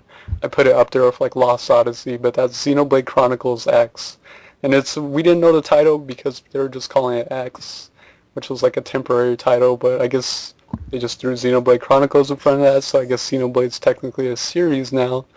But oh my god, I watched like a really long demo of this, like next day or like later after that digital event, they showed like a 50-minute kind of video of like the intro sequence of it, and it just looks like more Xenoblade. Yeah, it's just so much more awesome. It's got more emphasis on like technology, and obviously you're going to be able to like pilot what looks like Xenogears because it's, you know, these kind of mech things that you jump into and you can move around the environment, do battles in them, get across them. You look heavier emphasis, look with like guns and stuff like that, using guns, but that's kind of a newer thing. But the combat looks more like the traditional Xenoblade Chronicles, where it's that kind of MMO style, kind of where you have all your icons and you use them, and they have like cooldown rates and stuff like that. It just looks so good, though. I'm so happy for another Xenoblade game that I'm gonna lose myself into. Like I lost myself for like 80 hours in Xenoblade Chronicles. So I'm so excited. I'm glad I have a Wii U for this. So this is a day one purchase. I'm so jacked about this. So that's definitely a game I'm looking forward to. And have you guys seen this game when they first announced it? I wasn't sold on it. I was like, whatever. But the more I saw of it, I actually started to get more excited, and I'm like, oh, that looks like a lot of fun, actually, especially if you get some buddies together and play it. But that's Splatoon, where it's a third party. Oh, yeah. Third-person shooter where it's like all about control and of, painting the arena, and it's like a 4-on-4 arena-based third-person shooter. This looks so fun. You can like dive into your own color of ink, so there's like some strategies there, which is pretty cool. So, yeah, what do you guys think about it? Like I said, this looks so much fun. Like, this looks like Mario Kart 7, Mario Kart 8 fun. Like, spend hours and hours just playing this game. It's like a 4-on-4. You're shooting paint everywhere, and it kind of reminded me that like Portal 2, where there was like a section in there where you had to like spray paint everywhere to make yourself accelerate and stuff. But it looks cool. I think it looks beautiful for what it is. So it looks like a lot of fun, and there's mechanics there I saw where people like shooting ink in front of them. That way they can just keep diving into it and get, really fast through the environments, or strategy of just pushing yourself as far into the enemy base as possible. I mean, it looks like so much fun, and I love it too because you can't really take it seriously too. If you have people calling you a noob in Splatoon or something, that's kind of weird. Because it's such a just like a campy kind of fun game. But I'm wondering with this, do you think this is a retail game? I've been going back and forth. I've been curious if it's retail or downloadable. No, it's a 4-on-4 arena style. I guess I'm gonna classify it as a shooter, almost, but I don't know. Like, I don't see it having a campaign at all. So I don't know. Maybe I would have to say downloadable, like a $15 downloadable game, maybe. Yeah. Right. I don't see it being a $60 retail thing. I really don't. Yeah. But it looks super fun. Like I said, I'm gonna get it day one. I'm really excited for it. I want it. It looks so much fun. Anything else for Nintendo conference? Yes, two more. Captain Toad's Treasure Trapper. Oh. These are, if anyone who's played the new Super Mario 3D World for the Wii U, these are like, you play as Toad, and in these things you collect 5 different stars, and you around this kind of like 3-dimensional block area, and you can't jump as Toad.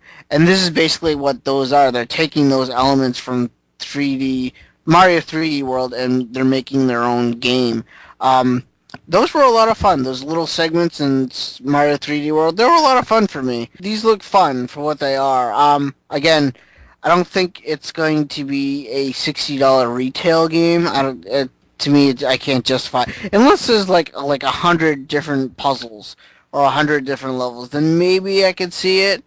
But this looks like another $15 downloadable game, which is fine with me. I would definitely download this game and get it day one. It looks a lot of fun. I really enjoyed the little segments in Mario 3D World, so yeah, that's really all I have to say about it. Dan, what do you think about Captain Toad's Treasure Trapper?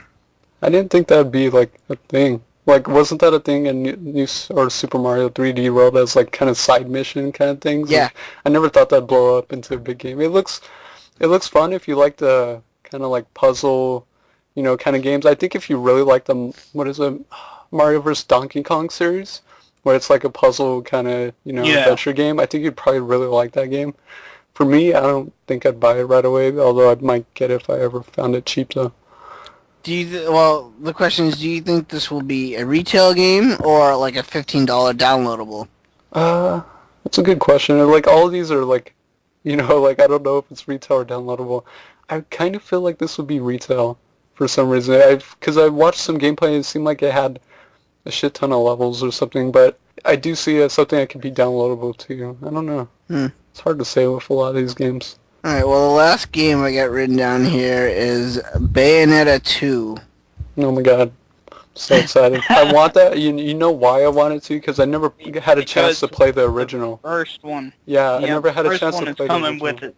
And the first one is coming with it. Not only that, it has like Nintendo costumes, so you can have like Bayonetta and the Link outfit, or Princess Peach or Samus. It's just so now. Like at first, I was like, I don't want to get Bayonetta 2 because I haven't played the first one, right? And it's like now I don't have a reason because I should just buy Bayonetta 2 and then play through the first one and then play the second one because I've always wanted to play it. It looks like fun kind of action hack and slash beat 'em up adventure kind of games. So. It's so over the top and so absurdly violent. It's pretty much Devil May Cry on crack. Yeah.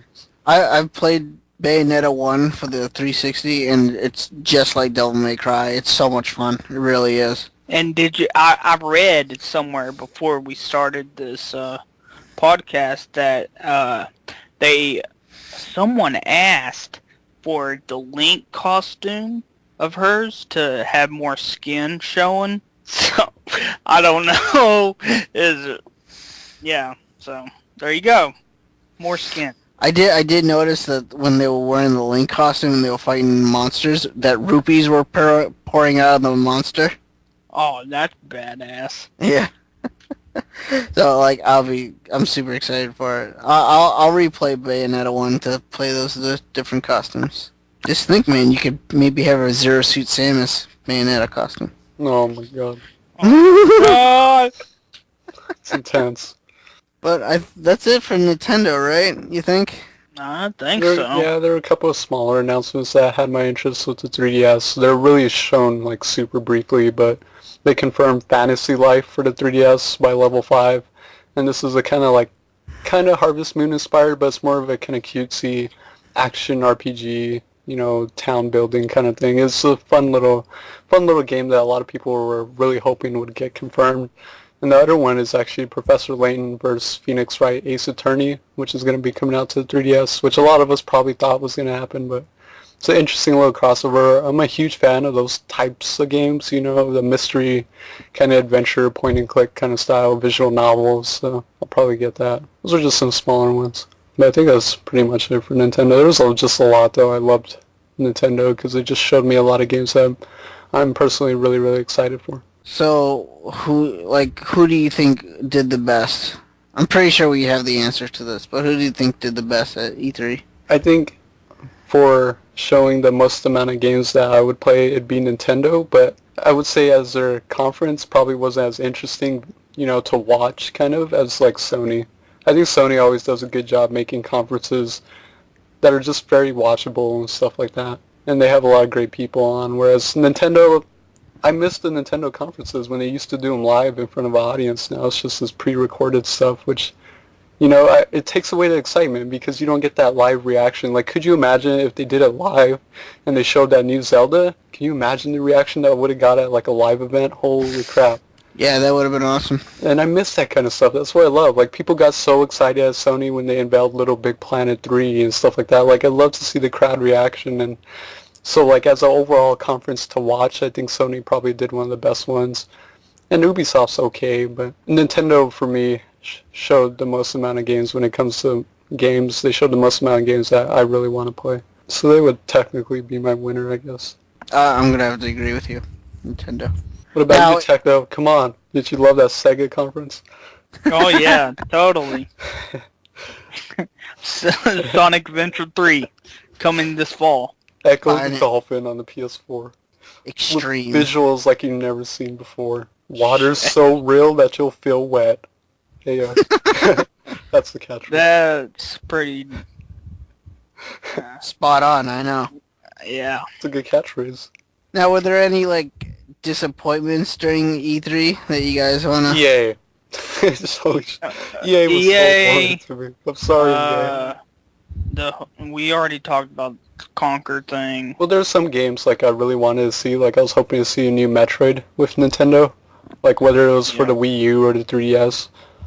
You know, I really Well, want to see. Metroid.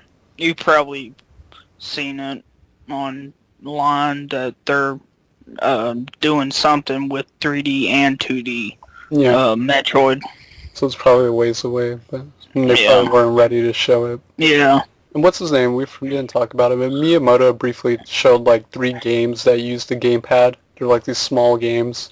Like one of them was like this giant robot fighting game where you use the tablet and the motion controls. One of them was like a camera game where you have to switch between cameras, almost like a tower defense game. And the one a lot of people were interested in was, because at the end of the conference it showed like a blurry screen when it was talking. And that's supposed to be like a new Star Fox game or something. But Oh, yeah. I wonder what kind of Star Fox game. I just want to see a genuine Star Fox game, like for the Wii. Yeah. I don't want like any motion control bullshit. Just give me a true Star Fox game, please. Yeah, All I don't want rest. no Star Fox Adventures. Yeah.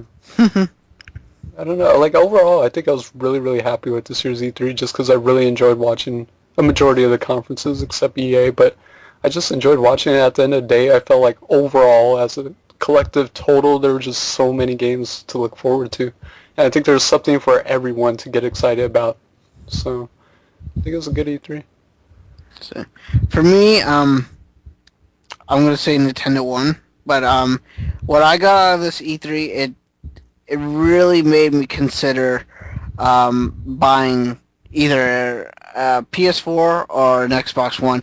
And like I said, I'm leaning more towards the Xbox One because really the only game on the PS4 that I really, really, really want to play is Uncharted 4, and I can't justify buying one system for one game because all the other games that I want to play are both on Xbox One and PS4. So, and I want Halo, so I definitely I'll put Halo way above Uncharted. So I'm really leaning towards an Xbox One. That's what I got out of this E3. It's making me really, really excited to buy a new system, which I'm probably going to do sometime in November, maybe it's December. Because you got a new PS4 bundle, the Connectless Xbox One. Yeah, I'm really considered about buying another system. And there's a lot of great games announced from E3. That's cool. I hope you get a new system. I'd like to hear your thoughts on like the next gen hardware. Like I said, I'm leaning towards the Xbox One, so I'll be getting the Connectless one. I don't want Connect at all. So, Techno thoughts overall of what you've seen from E3. I didn't see no Jack 4. Sad. Or Crash. Or Jet Moto. Or Jet Moto. Or Prapper the Rapper. Or Crash Bandicoot. Medieval Crash Bandicoot. Man, I really thought we were gonna see a Crash Bandicoot. Yeah, because you knew, of that you knew they were whole- working with Uncharted though. Like they teased that Uncharted, so Naughty Dog's a little busy. I mean, what I saw, Sony, because Metal Gear Solid 5, that horse shit. Yes. Horseshit. Real-time horseshit means winner. Yes. Every day. Would you look at that shit? It's shitting in real time. what the fuck? Oh man, Hideo Kojima, I love you, you fucking asshole. Yeah. No Road Rash, sadly, but me and Dan, I don't know who was it that tweeted us. Well, there's a that- couple. Like I started it by saying like the EA conference is starting, like hopefully a new Road Rash or something like that. Like I wasn't being serious. Like I know it's not gonna happen. And then someone else replied. I think it's one of it was, Heavy Metal Gamer or something like that. But, yeah. But he's replied, and then someone I know recently, who I met recently, but Shane Lewis, who does a great job over at Re-Res. He has a show called Re-Res, and I think he also started Screenwave Media, but he does a lot of awesome like retro kind of videos. So he put up a trailer because we didn't know. Like we're like, oh, the closest you get to Road Rash is like that Road Redemption game, which is like the remake for the PC. And it was like, oh, I just so happen to have like a video coming up on Road Redemption, because previously to that video, I don't really remember seeing a whole lot from the game, so he put up a kind of like first look at Road Redemption, and it actually looked pretty cool. I'm pretty excited about that. That's on Greenlight, so we'll vote that up. But yeah, I think that's kind of it for the E3 chat. I mean, it was just a lot to take in, and I always love this time of the year. I always love E3 and just sitting down watching all the conferences, stuff like that. Fun times. So you guys wanted to get in some gaming news? I know we already said a lot, but you guys have... I'm pretty sure you guys have some news, right? Well, Nope. I just have like one. Well, actually, I have two. So this one's like a weird one, but remember Senran Kagura? Pretty much one of the best games ever. The big booby game. So, the booby game. Okay. So remember back in the day when I talked about they were like making a cooking game for it, like a music rhythm cooking game? No. That's been announced to be coming out for North America from Xseed. So, but the thing to note about it is no physical copy right off the bat because in Japan this was a downloadable game anyways, so there was never physical copies. So they're going to be bringing it out basically for the PSN as a digital download for the PS Vita, and the title is called Senran Kagura Bon Appetit, and emphasis on the tit at the end. It's a play on words, like it's like APPETIT, so appetit. So it's just so outlandishly absurd. It's like a music rhythm cooking game, and somehow clothes still come off in this game. I don't know how, but clothes still come off, and there's very large breasts in the game, so that's confirmed. It's always good. So depending how much this is, like I wonder how much it's going to cost. I might get it, but I don't like spending too much money on a downloadable game. But if it's like $20 or something, sure, why not? I'm already excited for the Senran Kagura Shinobu-verse. But the other news story I had was just like an interesting article. I think we kind of see these kind of things pop up every now and then. But there's recently there's a video game collection which went up for auction on GameGavel. GameGavel's this like alternative to like eBay for selling stuff. But this guy's selling his collection, and it's according to the Guinness Book of World Records, who went there and like counted through like every single goddamn game, which is crazy. But they counted it, and it's like 11,000 plus games over covering like a bunch of systems, some complete collections in there. And he put it up for auction on GameGavel because I think he just kind of needs some money. So at first it was like one of those where it's a reserve not met, where if it's a reserve not met, it won't get sold unless it reaches the reserve.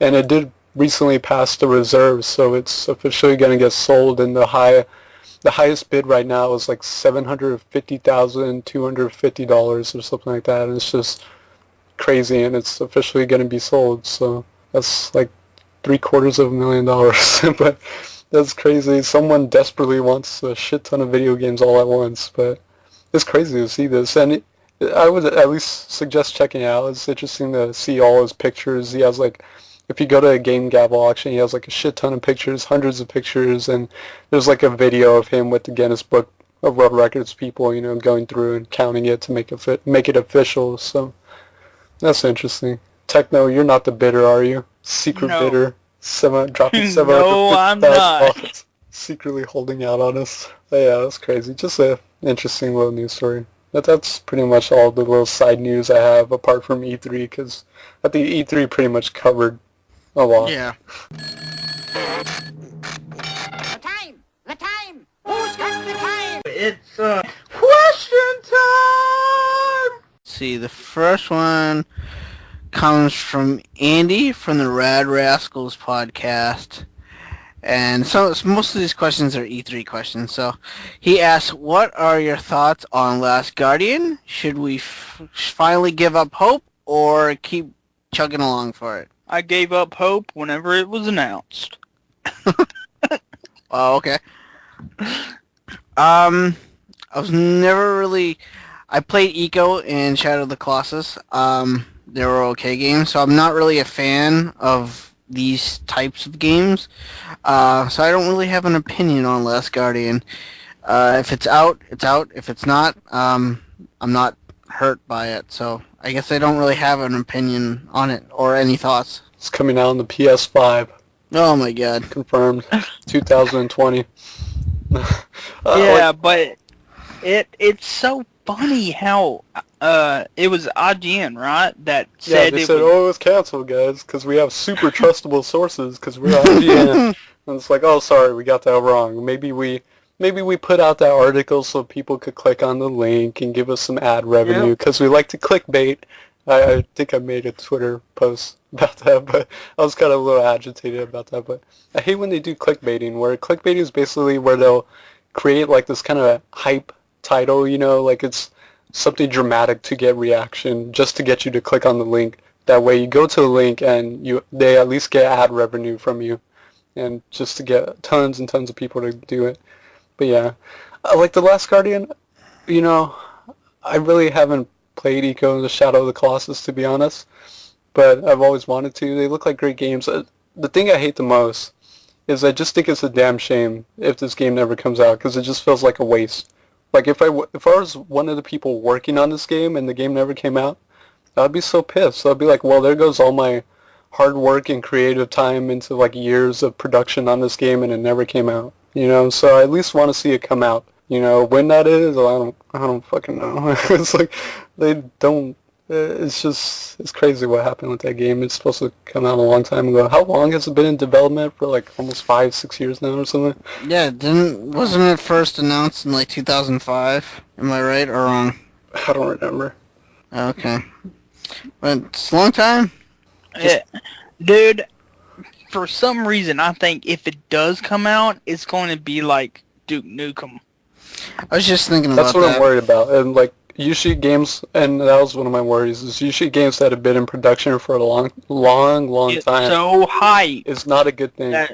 Yeah. Because it gets usually so hype. it's been like transition, like maybe there was new people who came in and the idea kind of changed, and there's like a lot of complicated issues that start to happen, and at the end of the day it gets so hyped and it just doesn't live up to the expectations because it took too goddamn long. I just hope it comes out. That way it's just not a waste for everyone who's, spent so much time working on this game. And I just want people to finally get this game who have been like super excited for it. Just don't hold your breath on it. Just forget about it, and maybe one day they'll be like, oh, hey, here it is, and then you'll be excited again. Alright, see, the next question comes from Nick. This is an E3 question. He says, what is your biggest surprise and biggest disappointment at E3? Don't say the horse shit. I was so surprised at that real-time horse Damn shit. it.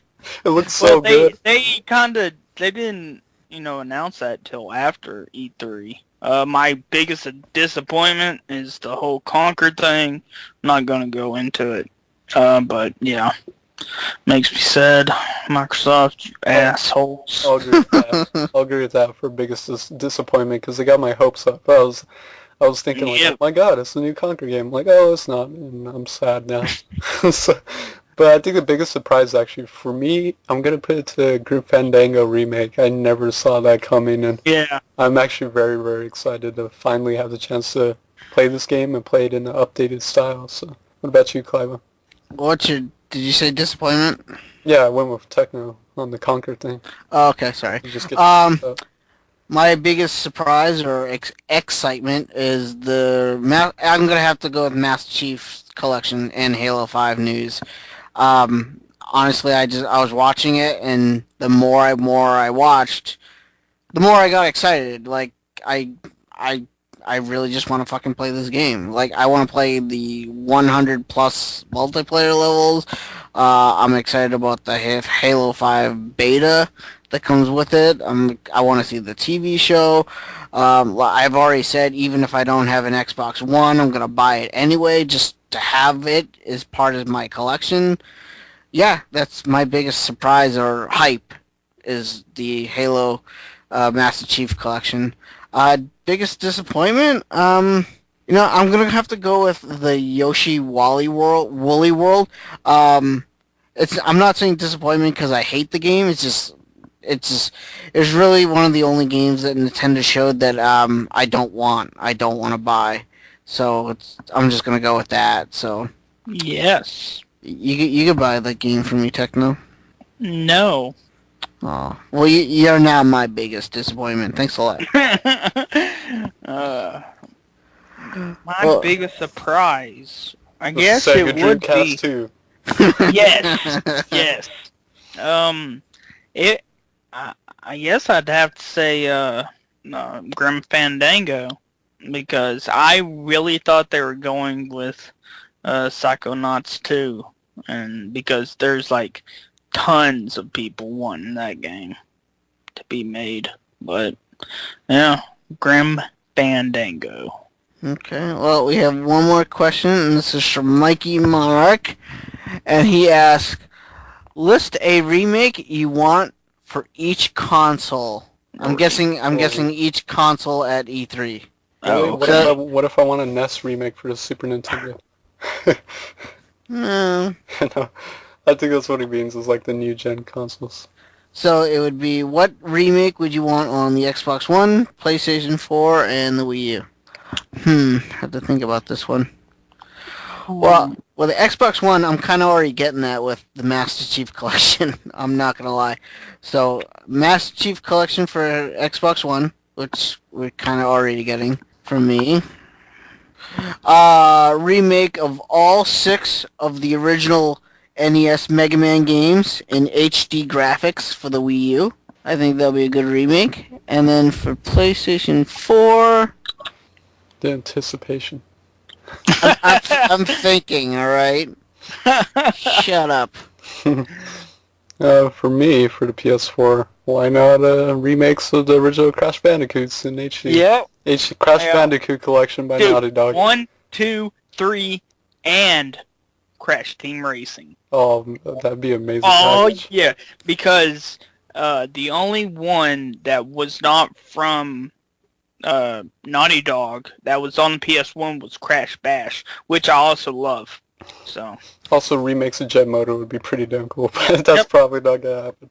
yeah, and make the Crash Bandicoot 1 be able to save any time, like when you're in the little portal thing or whatever, because if you remember, the only time you could save would you'd have to get the crystal or have to go and beat the bonus stage, and and that was freaking hard as crap, and they fixed that in the sequels. So yeah, I got my PS4 remake. There was a game on the PlayStation 2 that I absolutely really loved. It was a survival horror game, kind of like Resident Evil, and stuff like that.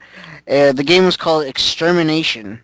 And really the only thing I remember from it, because I haven't played it for a long time, is you were in the Antarctic and you had to fight, not zombies, but they were more like bug-like creatures. And I think it was your gun. Your gun you had to keep recharging at these kind of like save stations, and for some reason I really really enjoyed it. So Extermination, that was on the PlayStation 2. If you can remake that in HD graphics, I think it'll be awesome, especially on the PlayStation 4. So trying to think of another one from the PS1. Threads of Fate, my god. Yes, please. I love that game. I have memories with it.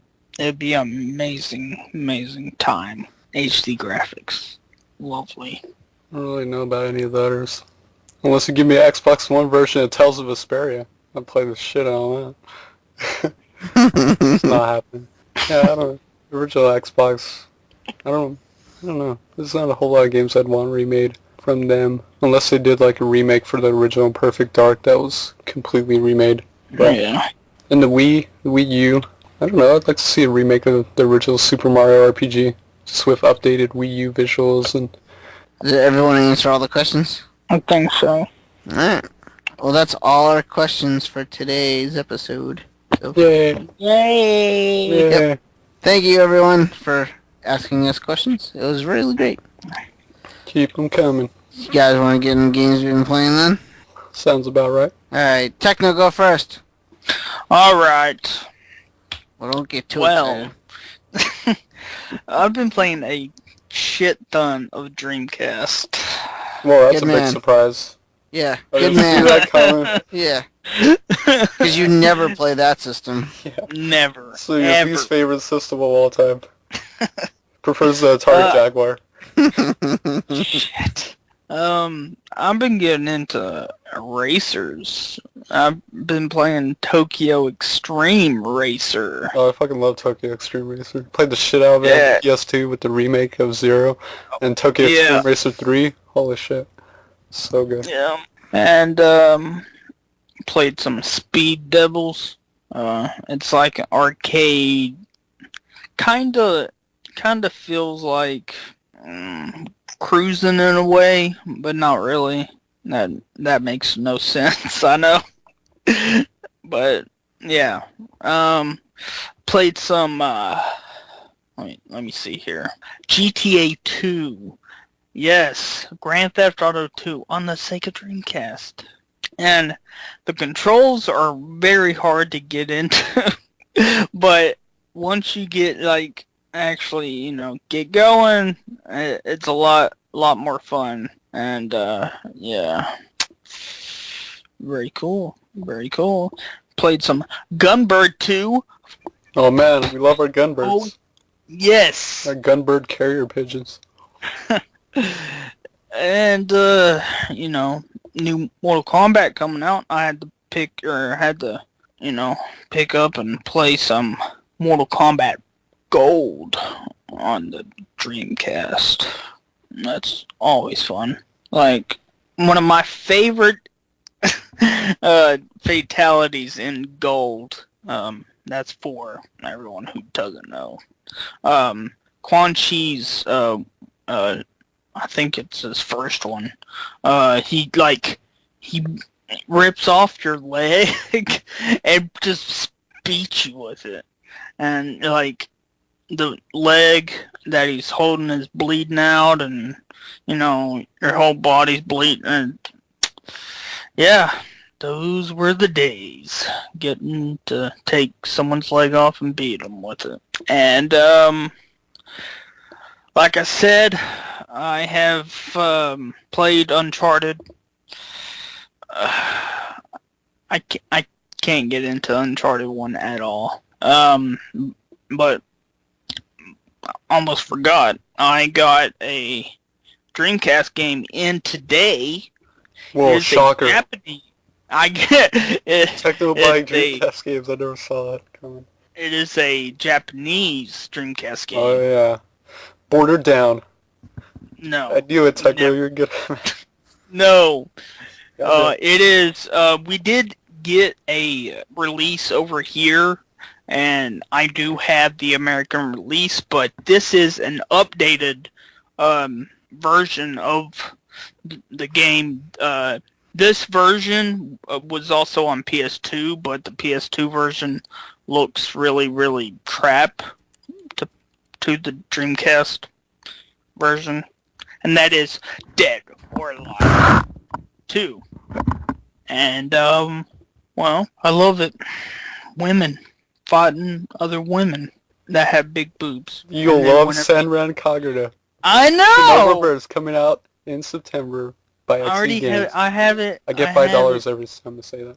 Trying to promote the I shit have out. it pre-ordered. Damn right, we on gotta do Amazon. online boot battles. Come on. I'm so looking Yes. forward to that.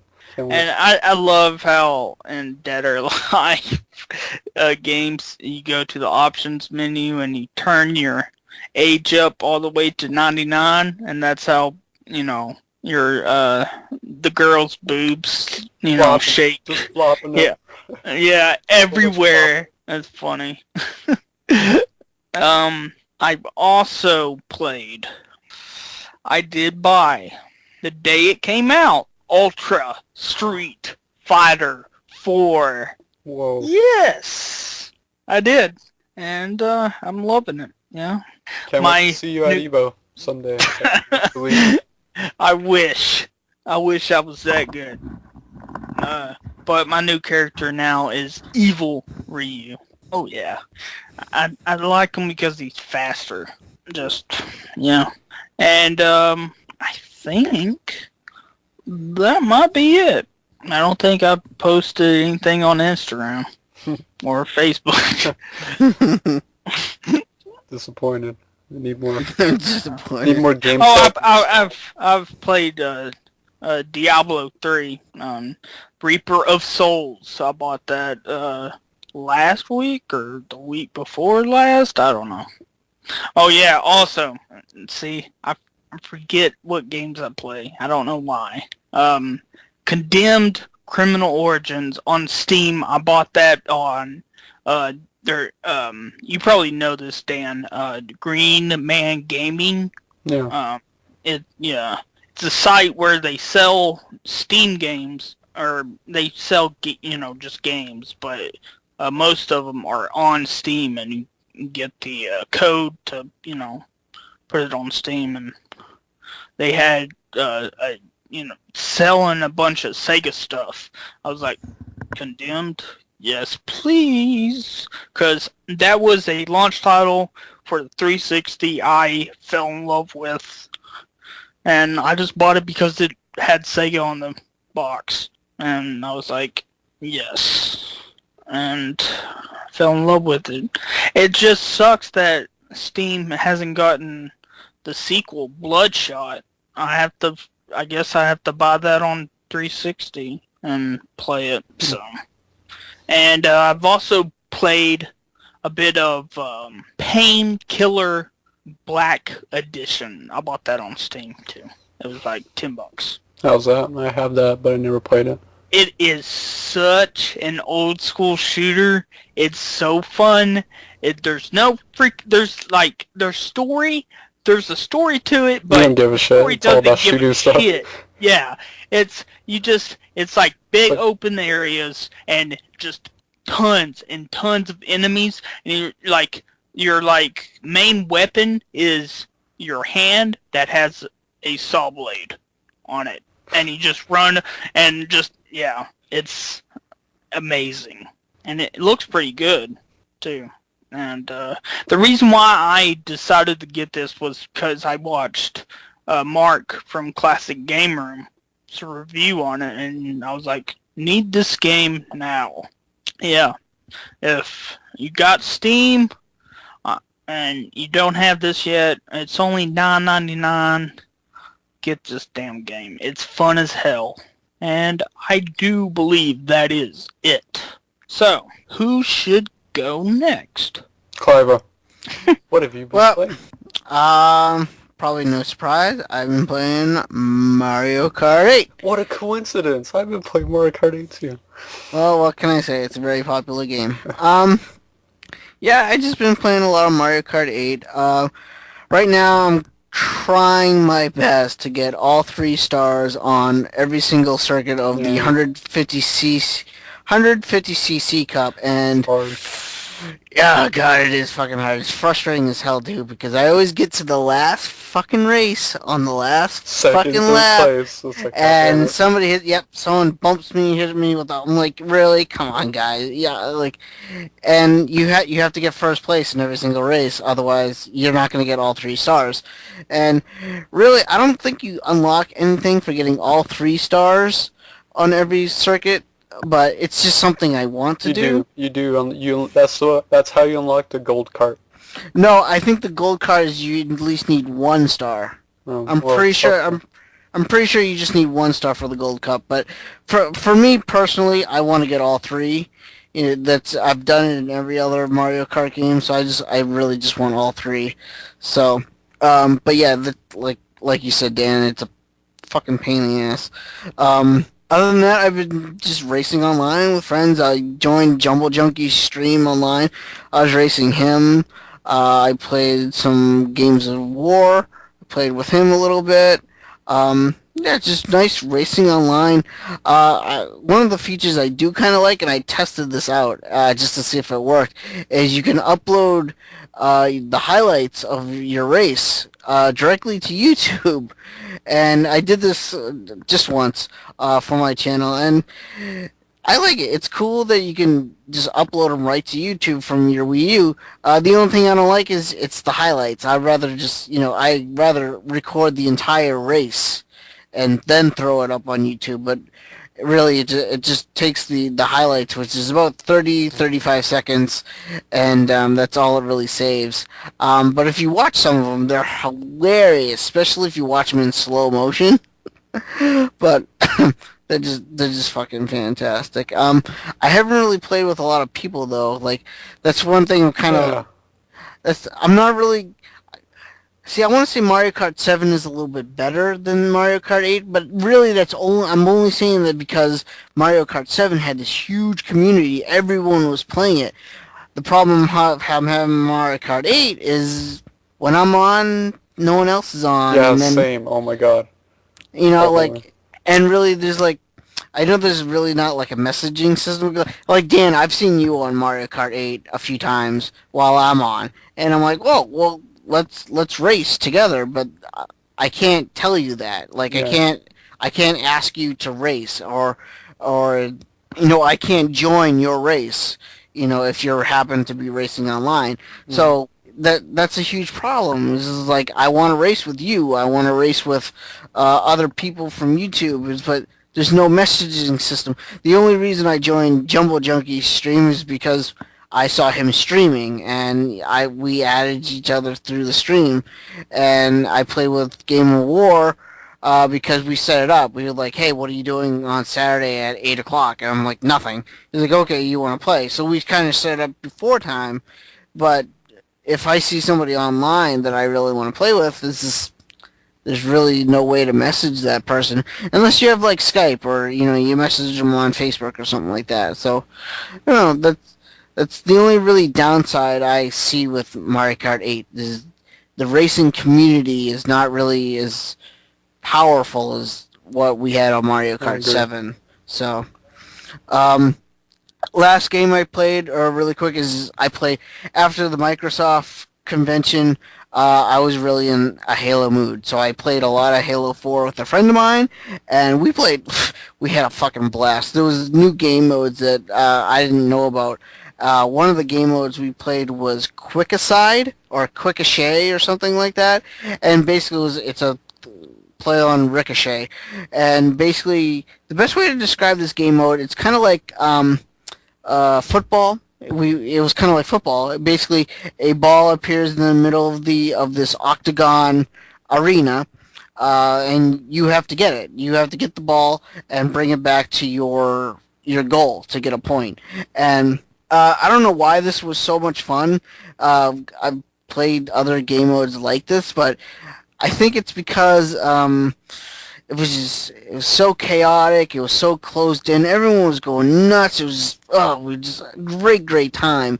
And another game that we played Mini Capture the Flag, and really it's just Capture the Flag, but all the characters were mini size, like half the size. And if you viewed like another player, you could see them carrying these huge, massive guns because the guns did not scale down to mini size. But the other thing that was hilarious, and we didn't know what this fucking thing was, is when you killed a guy, and this is my only assumption, is when you killed somebody, that there remained this weird skeletal remain of the person you just killed, but it was normal sized. So my theory was that there's no mini skeletal system in place in Halo 4. So when you kill the guy, the remains just they remained there. So our game was just covered of these like Spartan skeletal things at regular size. We were just like, and me and my friend were getting killed, right? Because we were just like staring at this, like we're like, what the fuck is this? This is like a hack? Is this some kind of like bug in the game? But it was really weird until we like kind of figured it out. This other mode we played, I forget the name of it. I think it's Rush something or Marsh something. But basically, it was a straightaway, kind of like picture like a long hallway, right? And along the hallway, there's small little crevices or alcoves that you could hide in, and basically one team is on one end, one team's on the other end, and you're trying to just get to the other side to steal the other person's flag. But the problem is that it's a long hallway, the long corridor. So really, you're just kind of running and blasting. And this kind of sounds stupid, but oh my god, it was hilarious because every time you died and respawned, you respawned with a different weapon. So like, I might have a bazooka this time, then I might have a needler, or then I might have a plasma sword, or then I might have this one. It was just so chaotic and really like there was no skill involved. You just run in, shoot things. It was just so much fun. You know, it's just one of the games you just have fun for like hours. And like me and my friend were just like, we gotta do this again. This is amazing. And literally like we took like a 2 hour break and just came back and did the same thing for like another 5 hours. It was amazing. So, but really those are the two games I've only played these since the last episode. So I'm gonna go next. I've been playing. Oh, I'm gonna start off with some of the similar games I probably mentioned last time. I'm still playing some Retro City Rampage, working through that. It's very, very enjoyable game. If you like the old school style Grand Theft Auto games, the top-down kind of GTA with just homages and references to like everything from video game culture to movie culture, and it's a lot of fun. I'm working through like the story missions right now. And I'm playing some more Demon Gaze. I'm getting into that again. I'm really enjoying Demon Gaze. I finally beat the second labyrinth. I beat the main boss in that. I'm really enjoying it. This is a new one. This came out like 2 weeks ago. But it's a new Hyperdimension Neptunia game. It's called Producing Perfection. And this is a kind of unique game because we've never really gotten a game like this stateside ever. And what it is it's basically an idol management game. So there's a really hugely popular series in Japan called the Idol Master series. It's by Bandai Namco. And it's all about like taking these girls, you know, and their talents, and they all have like their own unique stats and stuff they're good at, you know, whether it's like dancing or vocals or stuff like that. You know, leveling them up, doing activities. It's a simulation, so it's on a like daily routine kind of thing. You can choose what you want to do every day, so you can either do publicity stuff and, you know, hype yourself up to get more fans and have a bigger audience when you do a concert.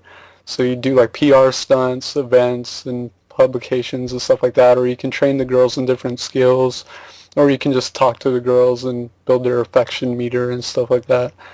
Then you can form a group, and there's a lot of stuff, costumes and like just a bunch of stuff.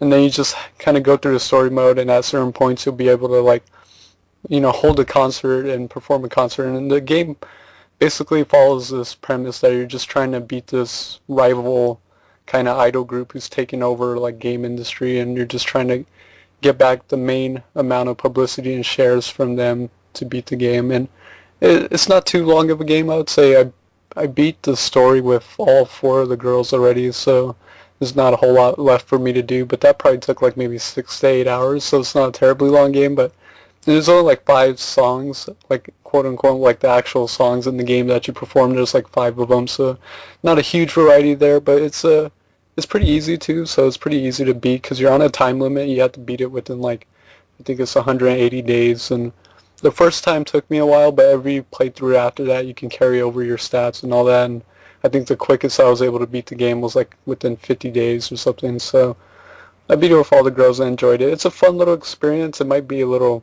pricey for like $40, but it's unique. If you've ever, you know, had that interest of playing an idol management game, something like Idol Master, or if you're a fan of simulation games too in general. The main gameplay is kind of like a music rhythm, but it's all about like, you know, moving the camera angles, changing the camera angles to the rhythm kind of thing, or using effects during the concert as the song goes on. But I enjoyed it. It was a fun little game on the PS Vita, but there's not a whole lot of replayability past beating the game. But obviously, I've been playing some more Mario Kart 8. I love Mario Kart 8.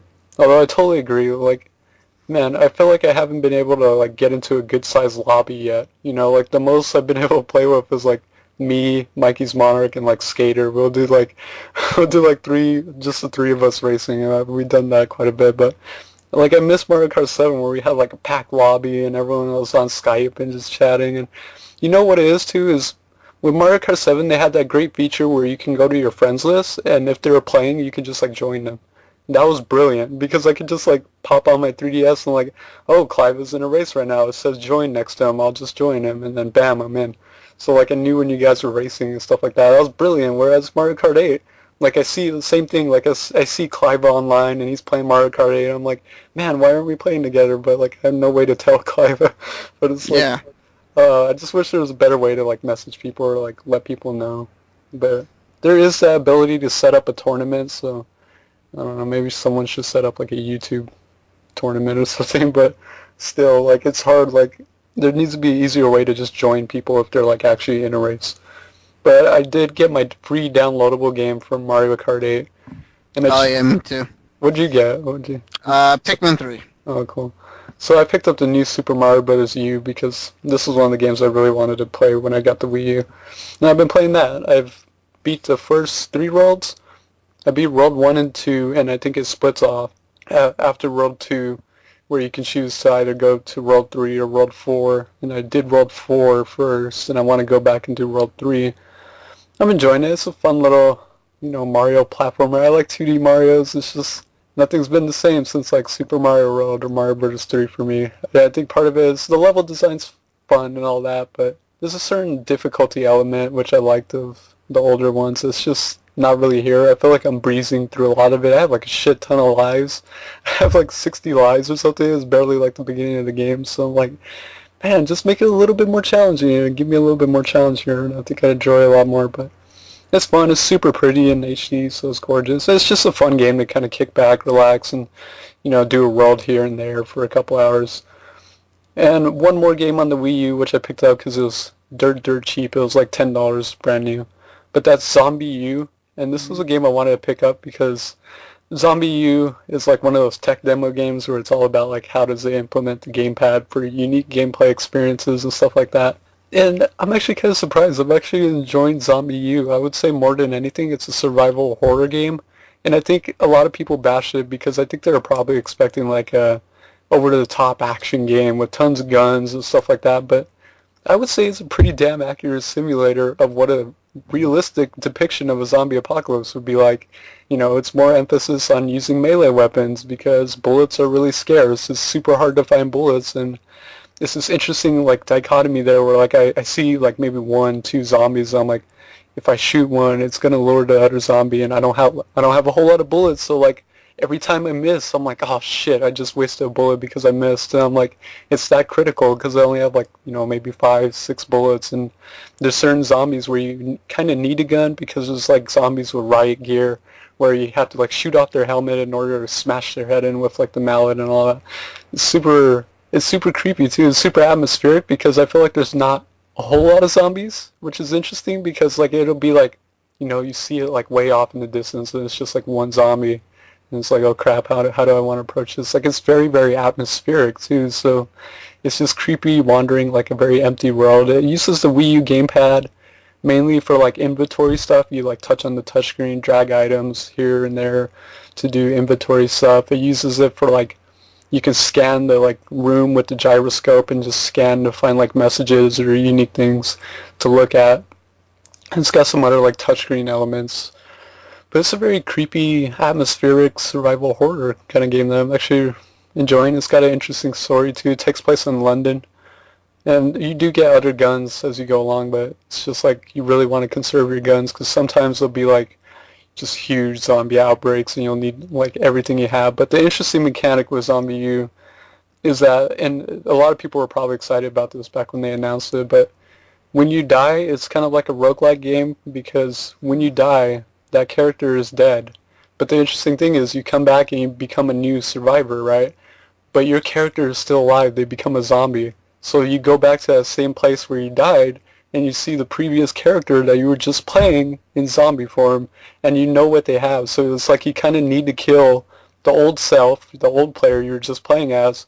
You need to kill them because you know what they have in their inventory. You need to loot their body because bullets are so rare and it's like, oh crap, that guy I died with had like a handgun and like a shotgun. I really need that, so I need to kill my old self. But the farther along you go, your zombie, the farther along you survive, basically, it's all about, trying to survive too. The longer you survive, the harder your zombie is going to be to kill. So it's really interesting. Like, I lost one of my zombies. Like, I couldn't find it. Like, I was like, crap, this girl has like a shit ton of items. I need to kill her. But like, I went back to the spot where I thought I had died and I couldn't find her, and I was like, shit.